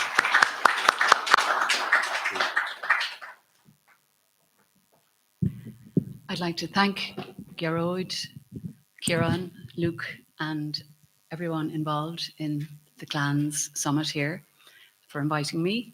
I've had a wonderful time so far, and I joined some of you in Glenmalure yesterday, and we were fascinated to hear of the story of the Battle of Glenmalure. And of course, the man, or one of the main forces behind that was the man himself, Fiach McHugh O'Byrne. And my essay, I suppose, is about the people behind Fiach McHugh O'Byrne, the women, some of the women of the O'Byrnes. Now, I would preface the talk by saying it was not hard, it was not easy to find them, okay? But what I found, I have, I will share with you. And I'm low tech here today. I have no laptop with me today, mainly because, of course, I have no relevant images, but also maybe think of this as a narrative or a story about the three women concerned. And so we don't need anything else except our ears for stories. So here it goes, and I better put on my specs. So the name of the essay is Three Women of the O'Byrnes, Perspectives on Gaelic Political Marriage in the 16th Century. Up to the end of the 16th century, the Gaelic polity relied heavily on intermarriage as a crucial means of consolidating political and military power bases. To this end, high-status Gaelic women functioned as political resources under the control of their male relatives. It is proposed to examine the available historical imprint of three women of the Gowal Ragnall O'Byrne clan in order to achieve a better understanding of the nature of Gaelic political marriage in the patriarchal and increasingly violent world in which they lived. Our three women, Sive O'Byrne, Margaret O'Byrne, and Sive Kavanagh, were related to Fiach McHugh O'Byrne, whose span I will just give. So he was born circa 1544, died 1597. So they were related as mother, half-sister, and wife, respectively. So these ladies' lives were played out against the backdrop of an increasingly militarized and rapidly changing world. The heavy-handed and intrusive encroachment of the Tudor state and its agents into Gaelic territories presented serious problems for the O'Byrnes. The clan's semi-autonomous region was centred around Ballinacor, near Glenmalure, County Wicklow, and extended from Glendalough southwards to Shillelagh and westwards towards the Carlow border. So, until relatively recently, romantic love was rarely seen as an important precondition for marriage. Rather, marriage in most traditional societies, including in early modern Ireland, tended to be arranged by the clan group and not by the individuals themselves. Marriage was seen as an alliance between clans, not primarily between individuals. New external bonds were forged essentially through the exchange of women, and in the process, important affinal ties were created. The Gaelic polity relied heavily on intermarriage, to consolidate their power. To this end, high-status women were effectively, exchanged, yes. So our first lady, Sive O'Byrne. In 1543, Sive O'Byrne, daughter of Phelim Bui MacLurkin O'Byrne of Clonmore, was given in marriage to the ambitious Hugh MacShane O'Byrne of the Gowal Ragnall O'Byrnes of, again, Glenmalure, Ballinacor, Glenmore. Sive's family were clients of the influential Old English family, the Butlers of Ormond. We find a reference to Sive in the Laur Brannoch, that's the O'Byrne's poem book. And she's referred to by the patronymics Ingeen Phelim Bui and Ingeen Phelim. So, yellow Phelim's daughter, or blonde Phelim, and again, his daughter. So it was not the custom for a poet to refer to, or much less address, the Lord's wife in the body of a classical Gaelic poem. Instead, she was referred to in the Ear Cork, the complimentary address, as her father's daughter or her husband's wife, but never as herself. Around 1544, Sive and Hugh MacShane became the parents of a son, Fiach, and a daughter, Elizabeth, and it's possible that the children were twins. Hugh MacShane and his father, Shane MacRedmond, exploited every opportunity to extend their power in the mountainous regions of Wicklow and beyond. However, by 1548, Hugh's prolonged military conflict with the Butlers concerning a territory near Shillelagh eventually cost him the support of his wife's pro-Butler family. So, 2 years later, Hugh MacShane and Sive were divorced. In the increasingly fraught political climate, it is possible that Sive's own family, the Clonmore O'Byrnes, exerted pressure to force the couple to separate. Even after marriage, a Gaelic wife's own relatives never fully relinquished all of their rights and interest over her. A woman such as Sive was obliged to accept that family ties were more important than marital ties.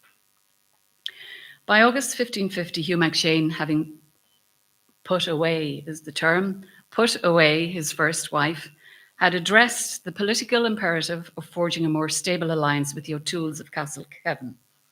He did so through his marriage to another Sive, this time Sive O'Toole, the daughter of Art O'Toole. And what about our first Sive? Well, following her divorce from Hugh MacShane, Sive O'Byrne's family brokered her second marriage, this time to the chieftain Diarmid Dove Kinsella, and obliging her to relocate to North Wexford. So at this stage in our study, it would seem appropriate to ask how it was possible in 16th century Ireland for Hugh MacShane to divorce one wife and marry another while his first wife was still living. The answer lies in the operation of what Kenneth Nichols terms Irish secular marriage. Gaelic law, and not the Church's canonical law, regulated the relationships of most elite Irish couples.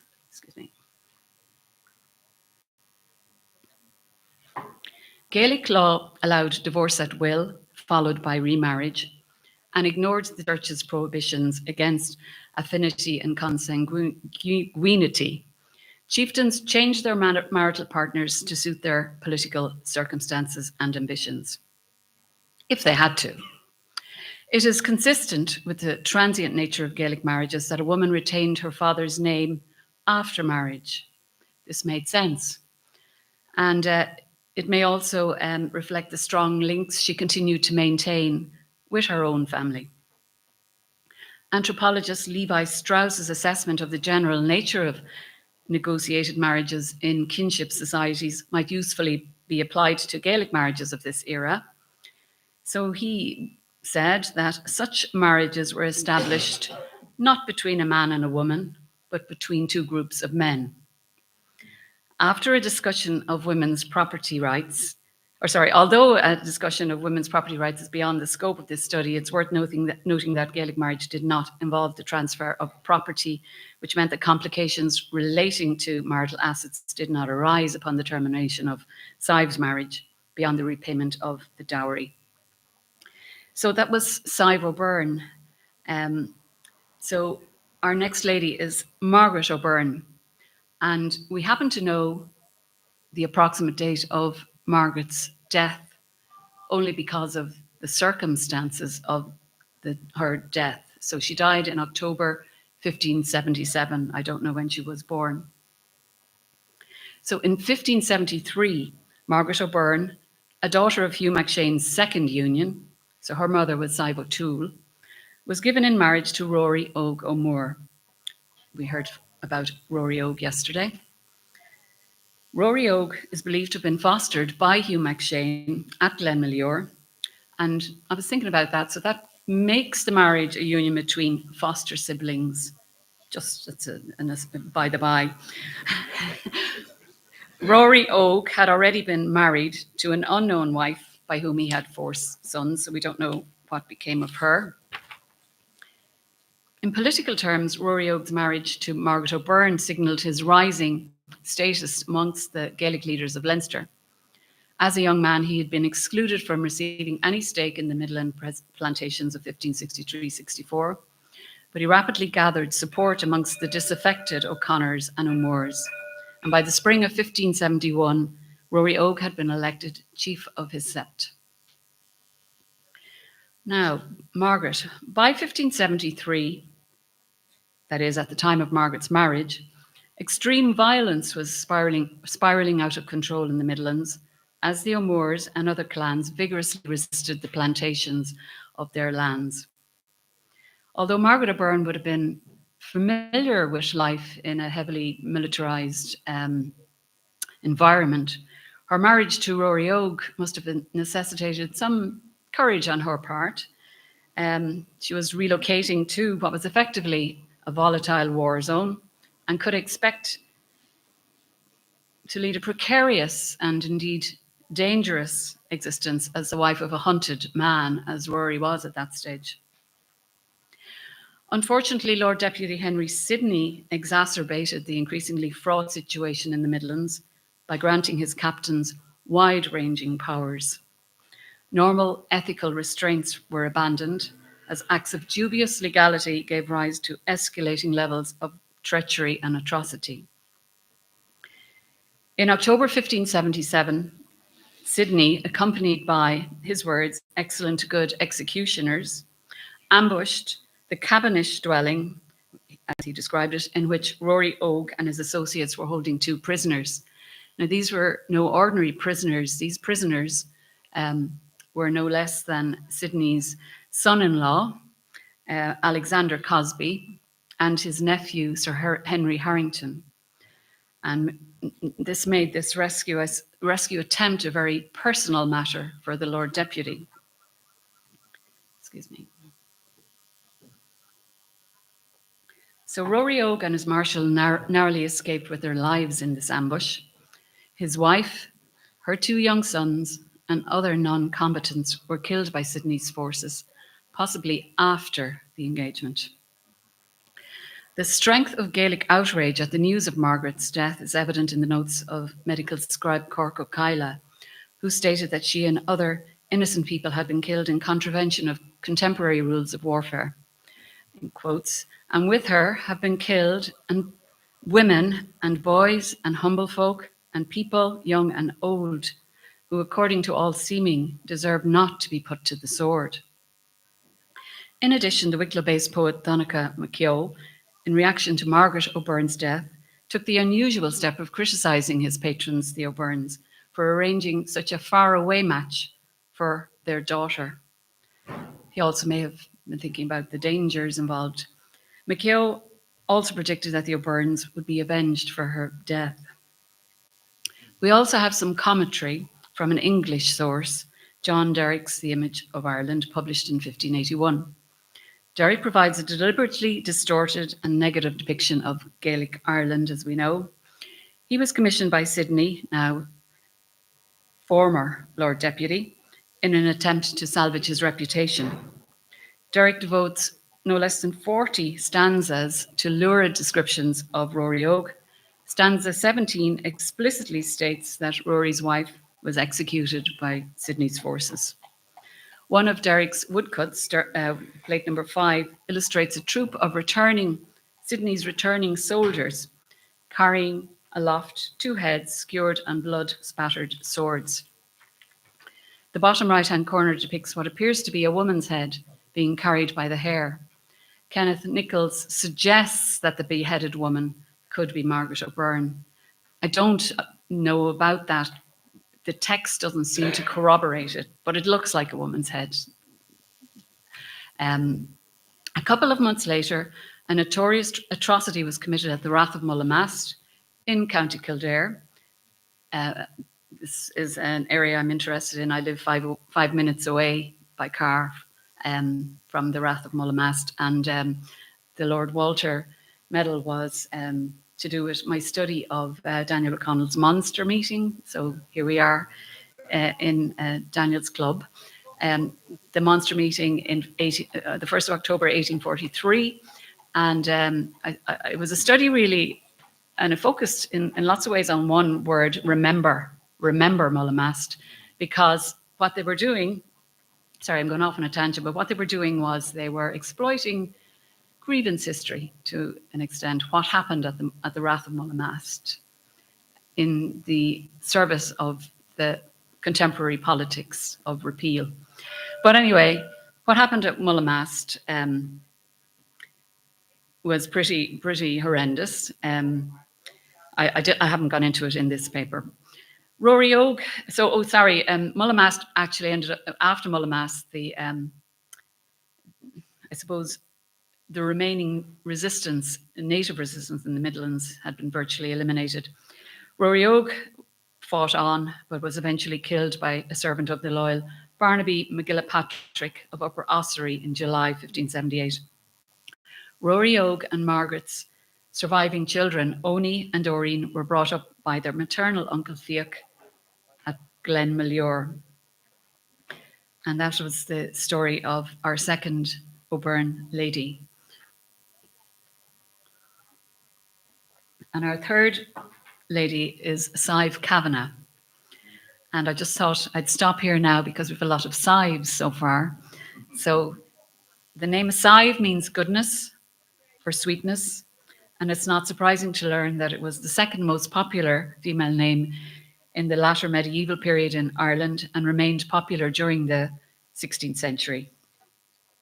So Fiach McHugh's wife, Rose O'Toole, and she died in 1629, although the most historically visible of the O'Byrne women was not Fiach's first wife, and she's not part of my study. Fiach had previously been married during the 1560s to Sive Kavanagh, daughter of Donal McCare, chief of the Kavanaghs of Garryhill. Both Sive Kavanagh and Fiach McHugh were the great-great-grandchildren of Murragh Balloch Kavanagh, a late 15th century king of Leinster. The couple had 4 sons and 2 daughters. Indeed, 2 of their sons, Phelim and Raymond, would go on to marry 2 of Rose O'Toole's sisters, Una and Catherine. So they were very tight with the O'Tooles of Castlekellan. In November 1569, Fiach McHugh and his brothers were asked to rescue the rebellious Sir Edmund Butler from Dublin Castle. It had been arranged that Sir Edmund would escape from his cell by lowering a rope from the window. Unfortunately, the rope broke and he lay all night in the waters of the castle moat on a November night, so that couldn't have been pleasant. He survived thanks to the intervention of the O'Byrnes. They were asked, as I said, to rescue him, and he was taken to their Wicklow stronghold at Glenmalure. This Sir Edmund was the second son of James, 9th Earl of Ormond, and a brother of Thomas the Black, also known as Black Tom, the 10th Earl.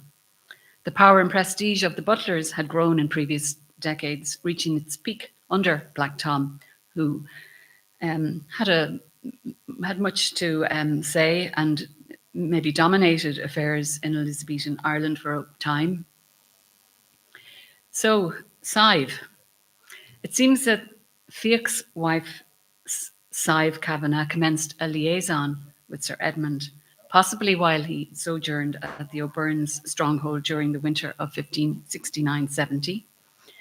I discussed that with my supervisor, the late Raymond Gillespie, and he said, as such things happen, Cora, yes. But anyway, their relationship ended Fiach and Sive's marriage. It seems to have been an amicable parting, although the scarcity of references to Sive in Fiach's poem book may signify that he was somewhat unimpressed. No record has been located of Sive Kavanagh's subsequent marriage to any other Gaelic chieftain. Sir Edmund was already married in the eyes of the church to Eleanor Eustace, the daughter of an old English family, and they had 3 sons, Piers, James, and Theobald. 3 sons that we know of.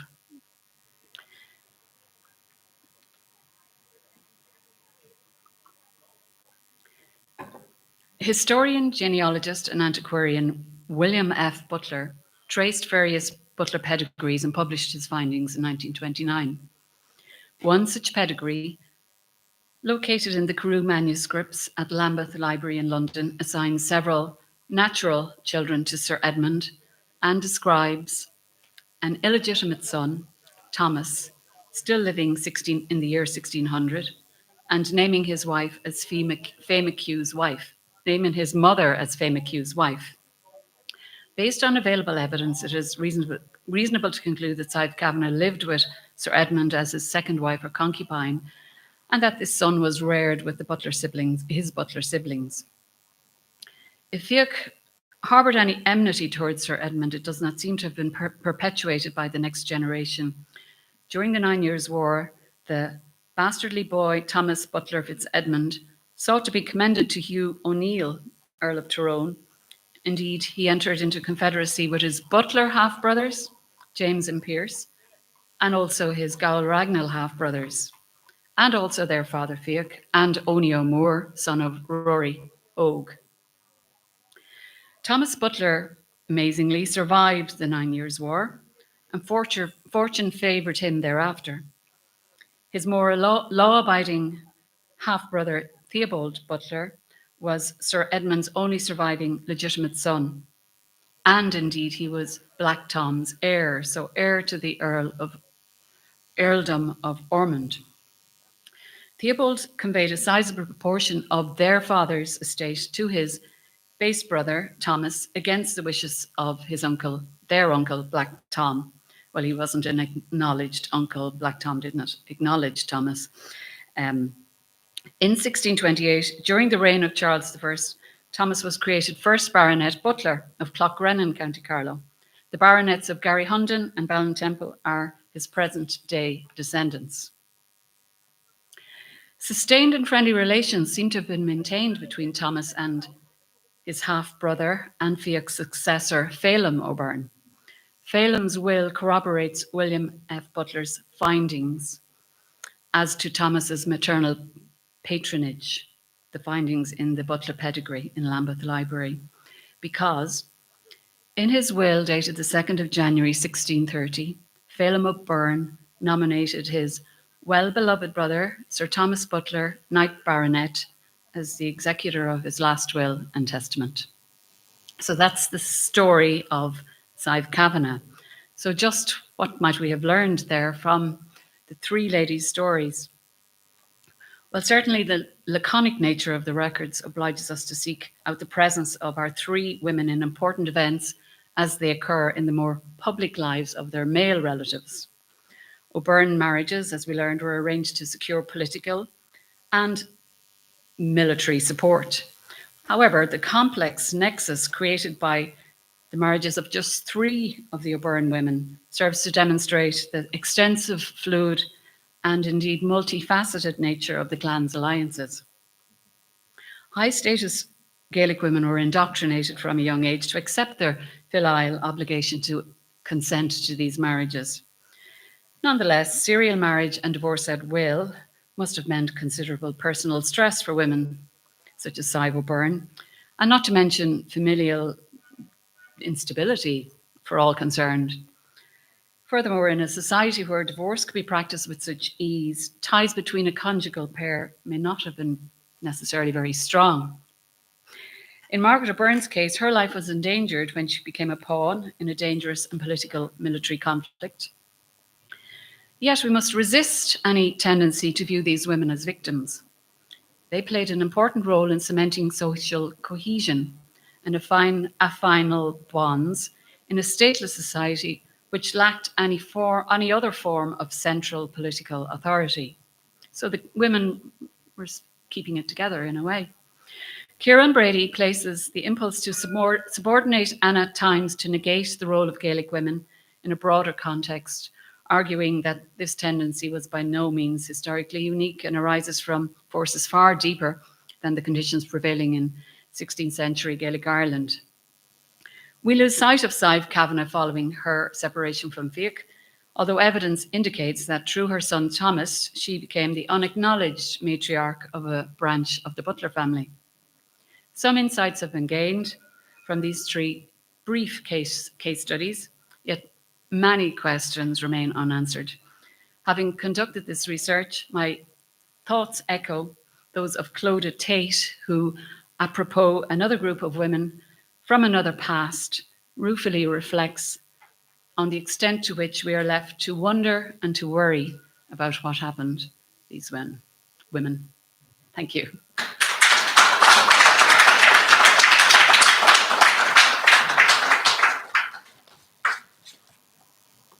Maybe a question? Yes, certainly, if I can. Okay. So you mentioned the Lara Brana, the Yes. Dunara, or the Yep. I'll poem start book, again. yeah. So you mentioned the Laura Bronach, or the Dunera, Yeah. the poem book dedicated to the Ivrin, the O'Byrnes. Just wondering if there's any other information in there as regards the O'Byrne women. Is there a keen or anything upon their deaths, or perhaps how are they described in the poems? Just maybe you could put some flesh on the bones in regard to that, please, Cora. I spoke briefly to, well,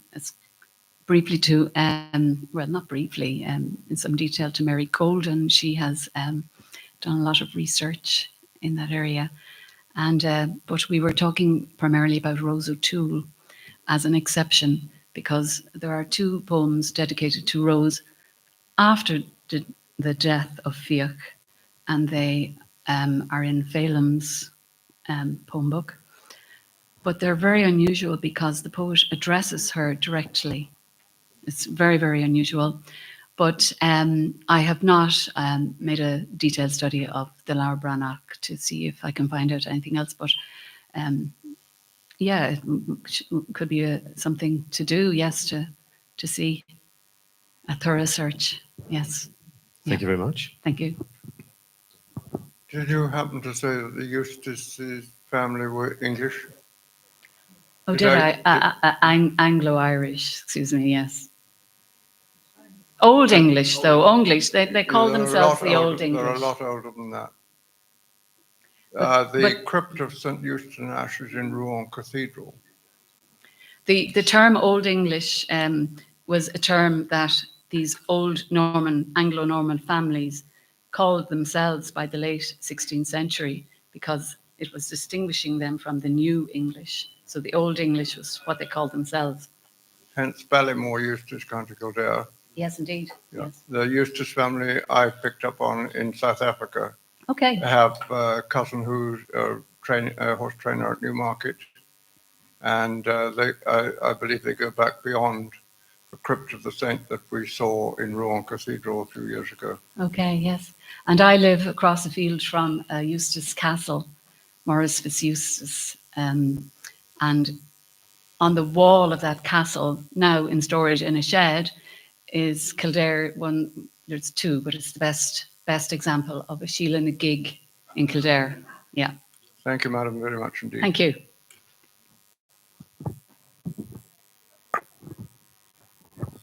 Thank you. Very interesting. Do we know the level of education those women had? Were they able to read, write, Irish, Latin, maybe? I do not think so. We had Emmett O'Byrne telling us yesterday that Fiach himself could not write until later in his life. So he obviously made a determined effort to be taught how to. So I would not expect the women, although again, Rose O'Toole is an exception because she was an educated woman, but her mother was, she was New English. She was the daughter of the Dean of St. Patrick's Cathedral. Bassenet was the surname, yes. So she could read and write, and maybe that's part of her power. Maybe that was how, when she partnered up with Fiach, she became quite an important person in her own right. And you mentioned marriage between Gaelic and Old English family. In which language did they speak if they did not speak Latin together? Sorry, the Irish and the Old English? Yeah, like the butler. Oh, well, they knew Gaelic. Oh, okay. They knew how to communicate. Yes, very well. Yes, yeah, yeah. There was a branch of that was in Clare, in Tipperary, who were commissioning ballad poetry in the professional verse of Gambia. Oh, okay. Branches of them absolutely spoke Irish. And I think if I remember correctly, first print Typeface to Queen Elizabeth I from the 1560s, 1570s, which was a catechism, but also some simple phrases in Irish, was presented to her by one of the Ormond butlers who operated as an interpreter. So many of them still spoke English, but absolutely had to speak Gaelic, Guelga, because their tenants primarily were Irish monoglot speakers. Yes, they adopted a lot of the Irish customs. Indeed, evidence confirms the popularity of Irish secular marriage amongst the Old English. Yes. With the militarization of society, there was no more mixing between Gaelic and Old English families. Did they find, or would they remain still apart? I couldn't say to what extent they were ever apart. I mean, if you were living in the territory and you were the Gaelic lord and you were the Anglo-Irish lord, there was some intermarriage. Rory Og, if you take Rory Og, his father, his second wife was a butler. So, and her sons were taken out of the war zone. She took her sons out of the war zone. She also made sure that Rory was taken out of the war zone when they were children. Yes. I would, sorry, just on the marriage, occasionally, I guess there might have been intermarriage. Maybe intermarriage was not that common but maybe there's people here who know more about that. Intermarriage between the Gaelic elite and the Anglo-Norman elite. You do, yeah?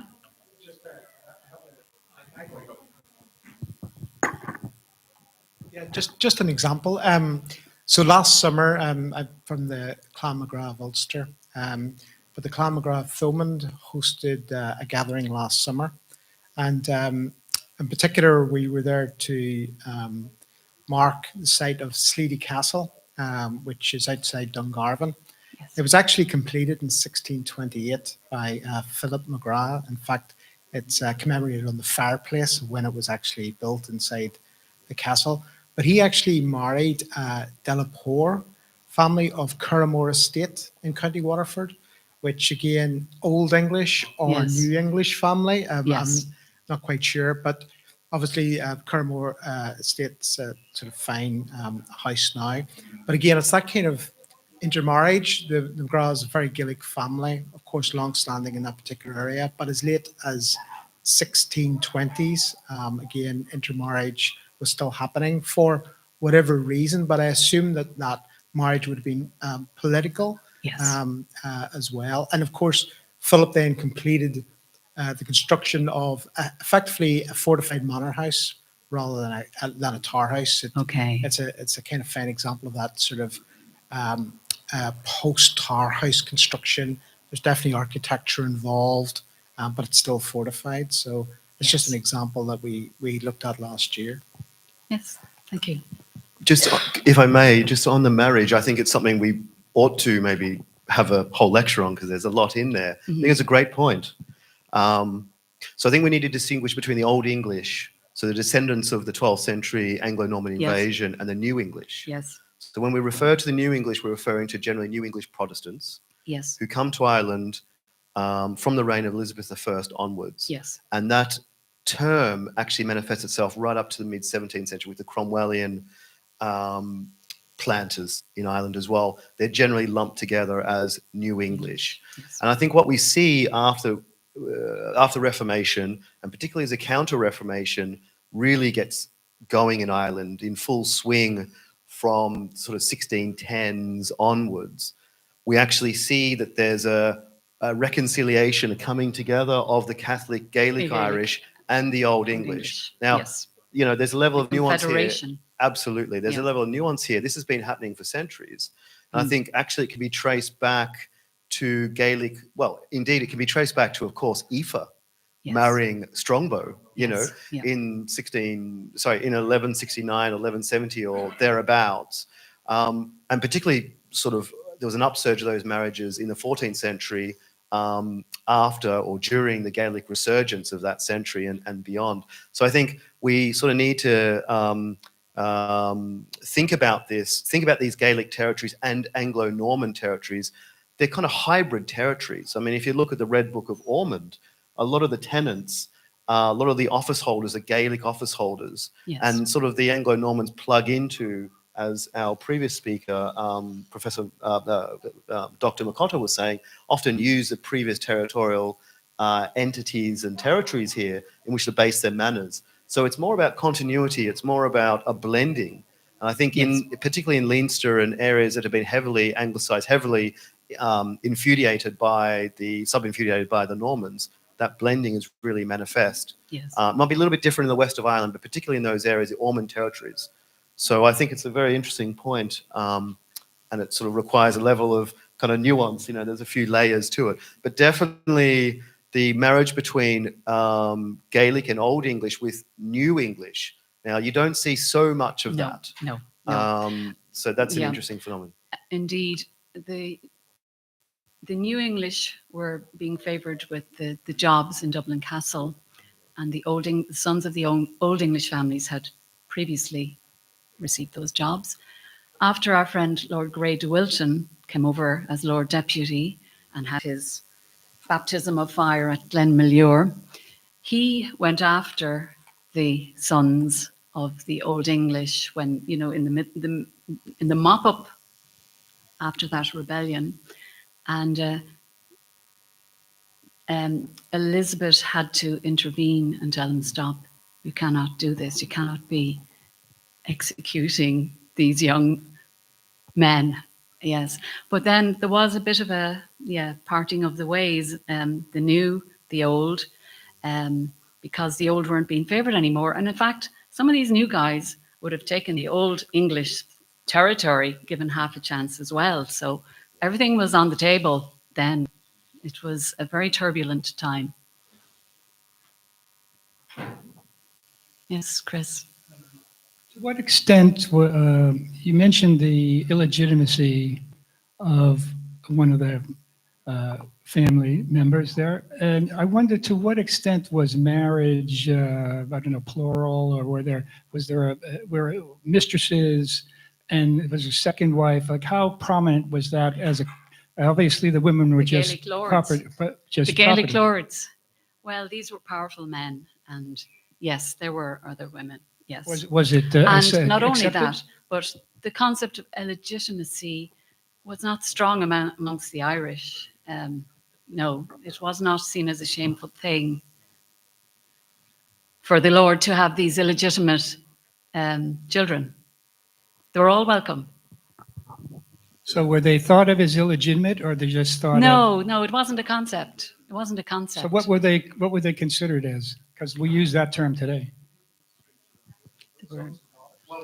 Yes, sons and daughters, yes. It's good to have lots of sons and daughters that you can, you know, marry off and who'll go out fighting for you.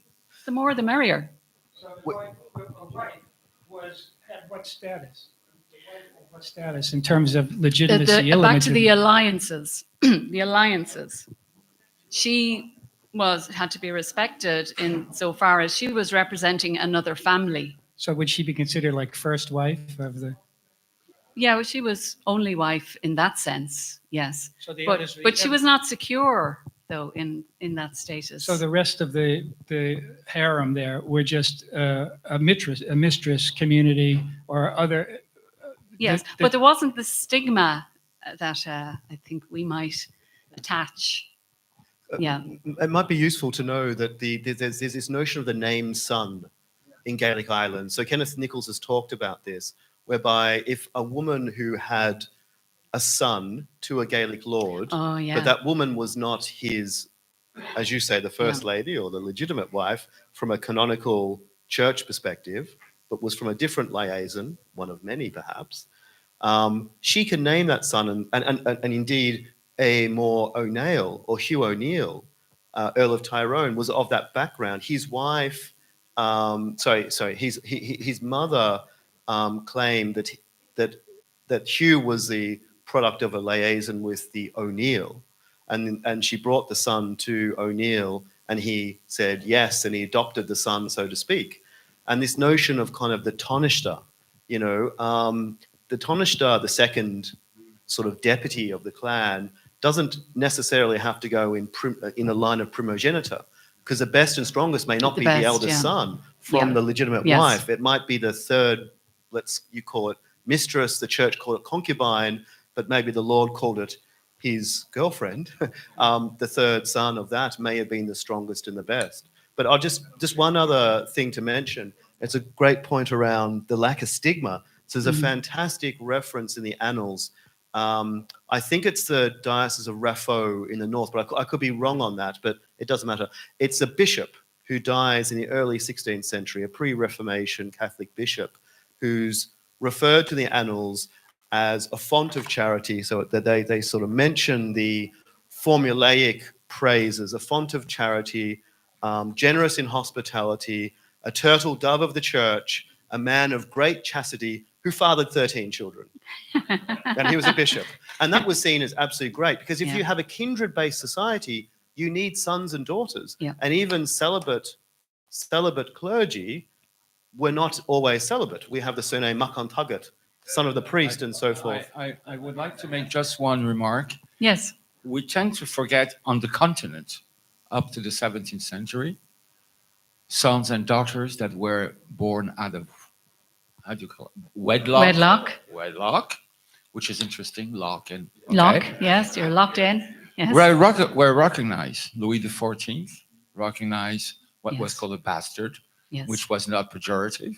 Louis XV again.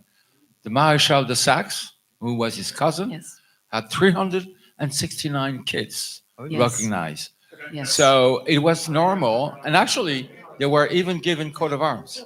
Yes. You know, so that concept evolved with the Counter-Reformation, really, where, you know, the mindset become more stricter. But that's all I wanted to say. Yes. No, thank you. Thank you very much. Thank you.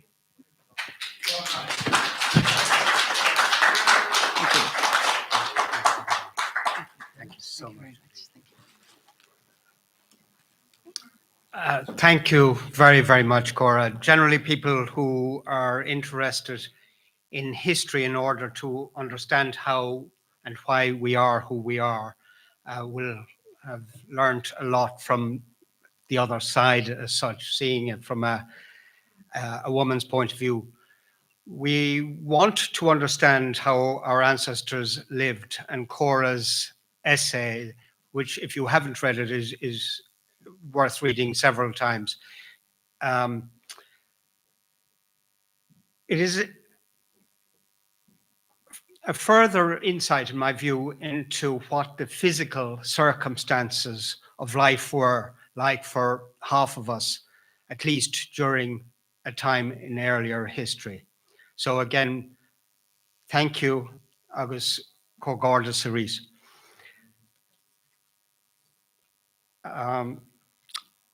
I hope that Dr. McCotter's lecture will have reinforced our understanding of our origins. In my view, his book on territorial, political, and economic divisions is a wonderful insight into who we are and where we've come from. It is certainly central to our raison d'etre for Clans of Ireland and our member organizations to identify who our ancestors were, and by extension, who our kindred and family now is. Our family's histories are alive and our identities are real. So I would like to thank, or that you join me in thanking both Cora and Dr. McCotter for their inspirational lectures. I would also like to thank Dean Dunn for his most amusing story of Bishop O'Toole, Saints and Sinners. I hadn't heard it all, I must say. And it certainly reminded me that once upon a time there were a great many saints and scholars, but few sinners on the island of Ireland. Today, all of the remaining scholars seem to have congregated in this room. Thank you. As I stand before you to announce my departure, I am overwhelmed with a profound sense of gratitude and pride for what we have accomplished together and the level of support that I have received over the past 10 years. When I first took over the role as Cathaoirleach in 2015, I found an organisation full of extraordinary individuals, united by a shared vision of bringing together the clans and historic families of Ireland in a structured fashion. Since I first joined the board in 2010, I've witnessed incredible changes, not just in the technological way that we communicate and showcase ourselves, but far more importantly, in the way we view the importance of what we do as a cultural organisation. We are certainly now far more willing to seek authenticity. We tend to see ourselves far more seriously. I hope, and by the way, but we've run over time, but I had meant to go through the litany of people who I would like to thank from the board and the members and the committees. So many people, but we'd be here for another half an hour. So we have a little, again, problem with time in that there is one important member of the board about to catch a flight, and he has to record what is going to happen at the board meeting following this. So Rob, I'm thinking of you. I hope that it is obvious that I am proud to have been involved and continue to be involved as part of this organization's growth and evolution. As I prepare to vacate the chair, I'm filled with a mix of emotions. There's a sense of nostalgia for the years and a degree of pride in what we've accomplished together, as Luke very eloquently put it earlier. Thank you all for being part of my Clans of Ireland journey. It has been an honor and a privilege to serve you, the members, and to work with so many talented people over the years. And of course, I would like to thank you all for your attendance and your contributions any which way today. Slán agus beannacht.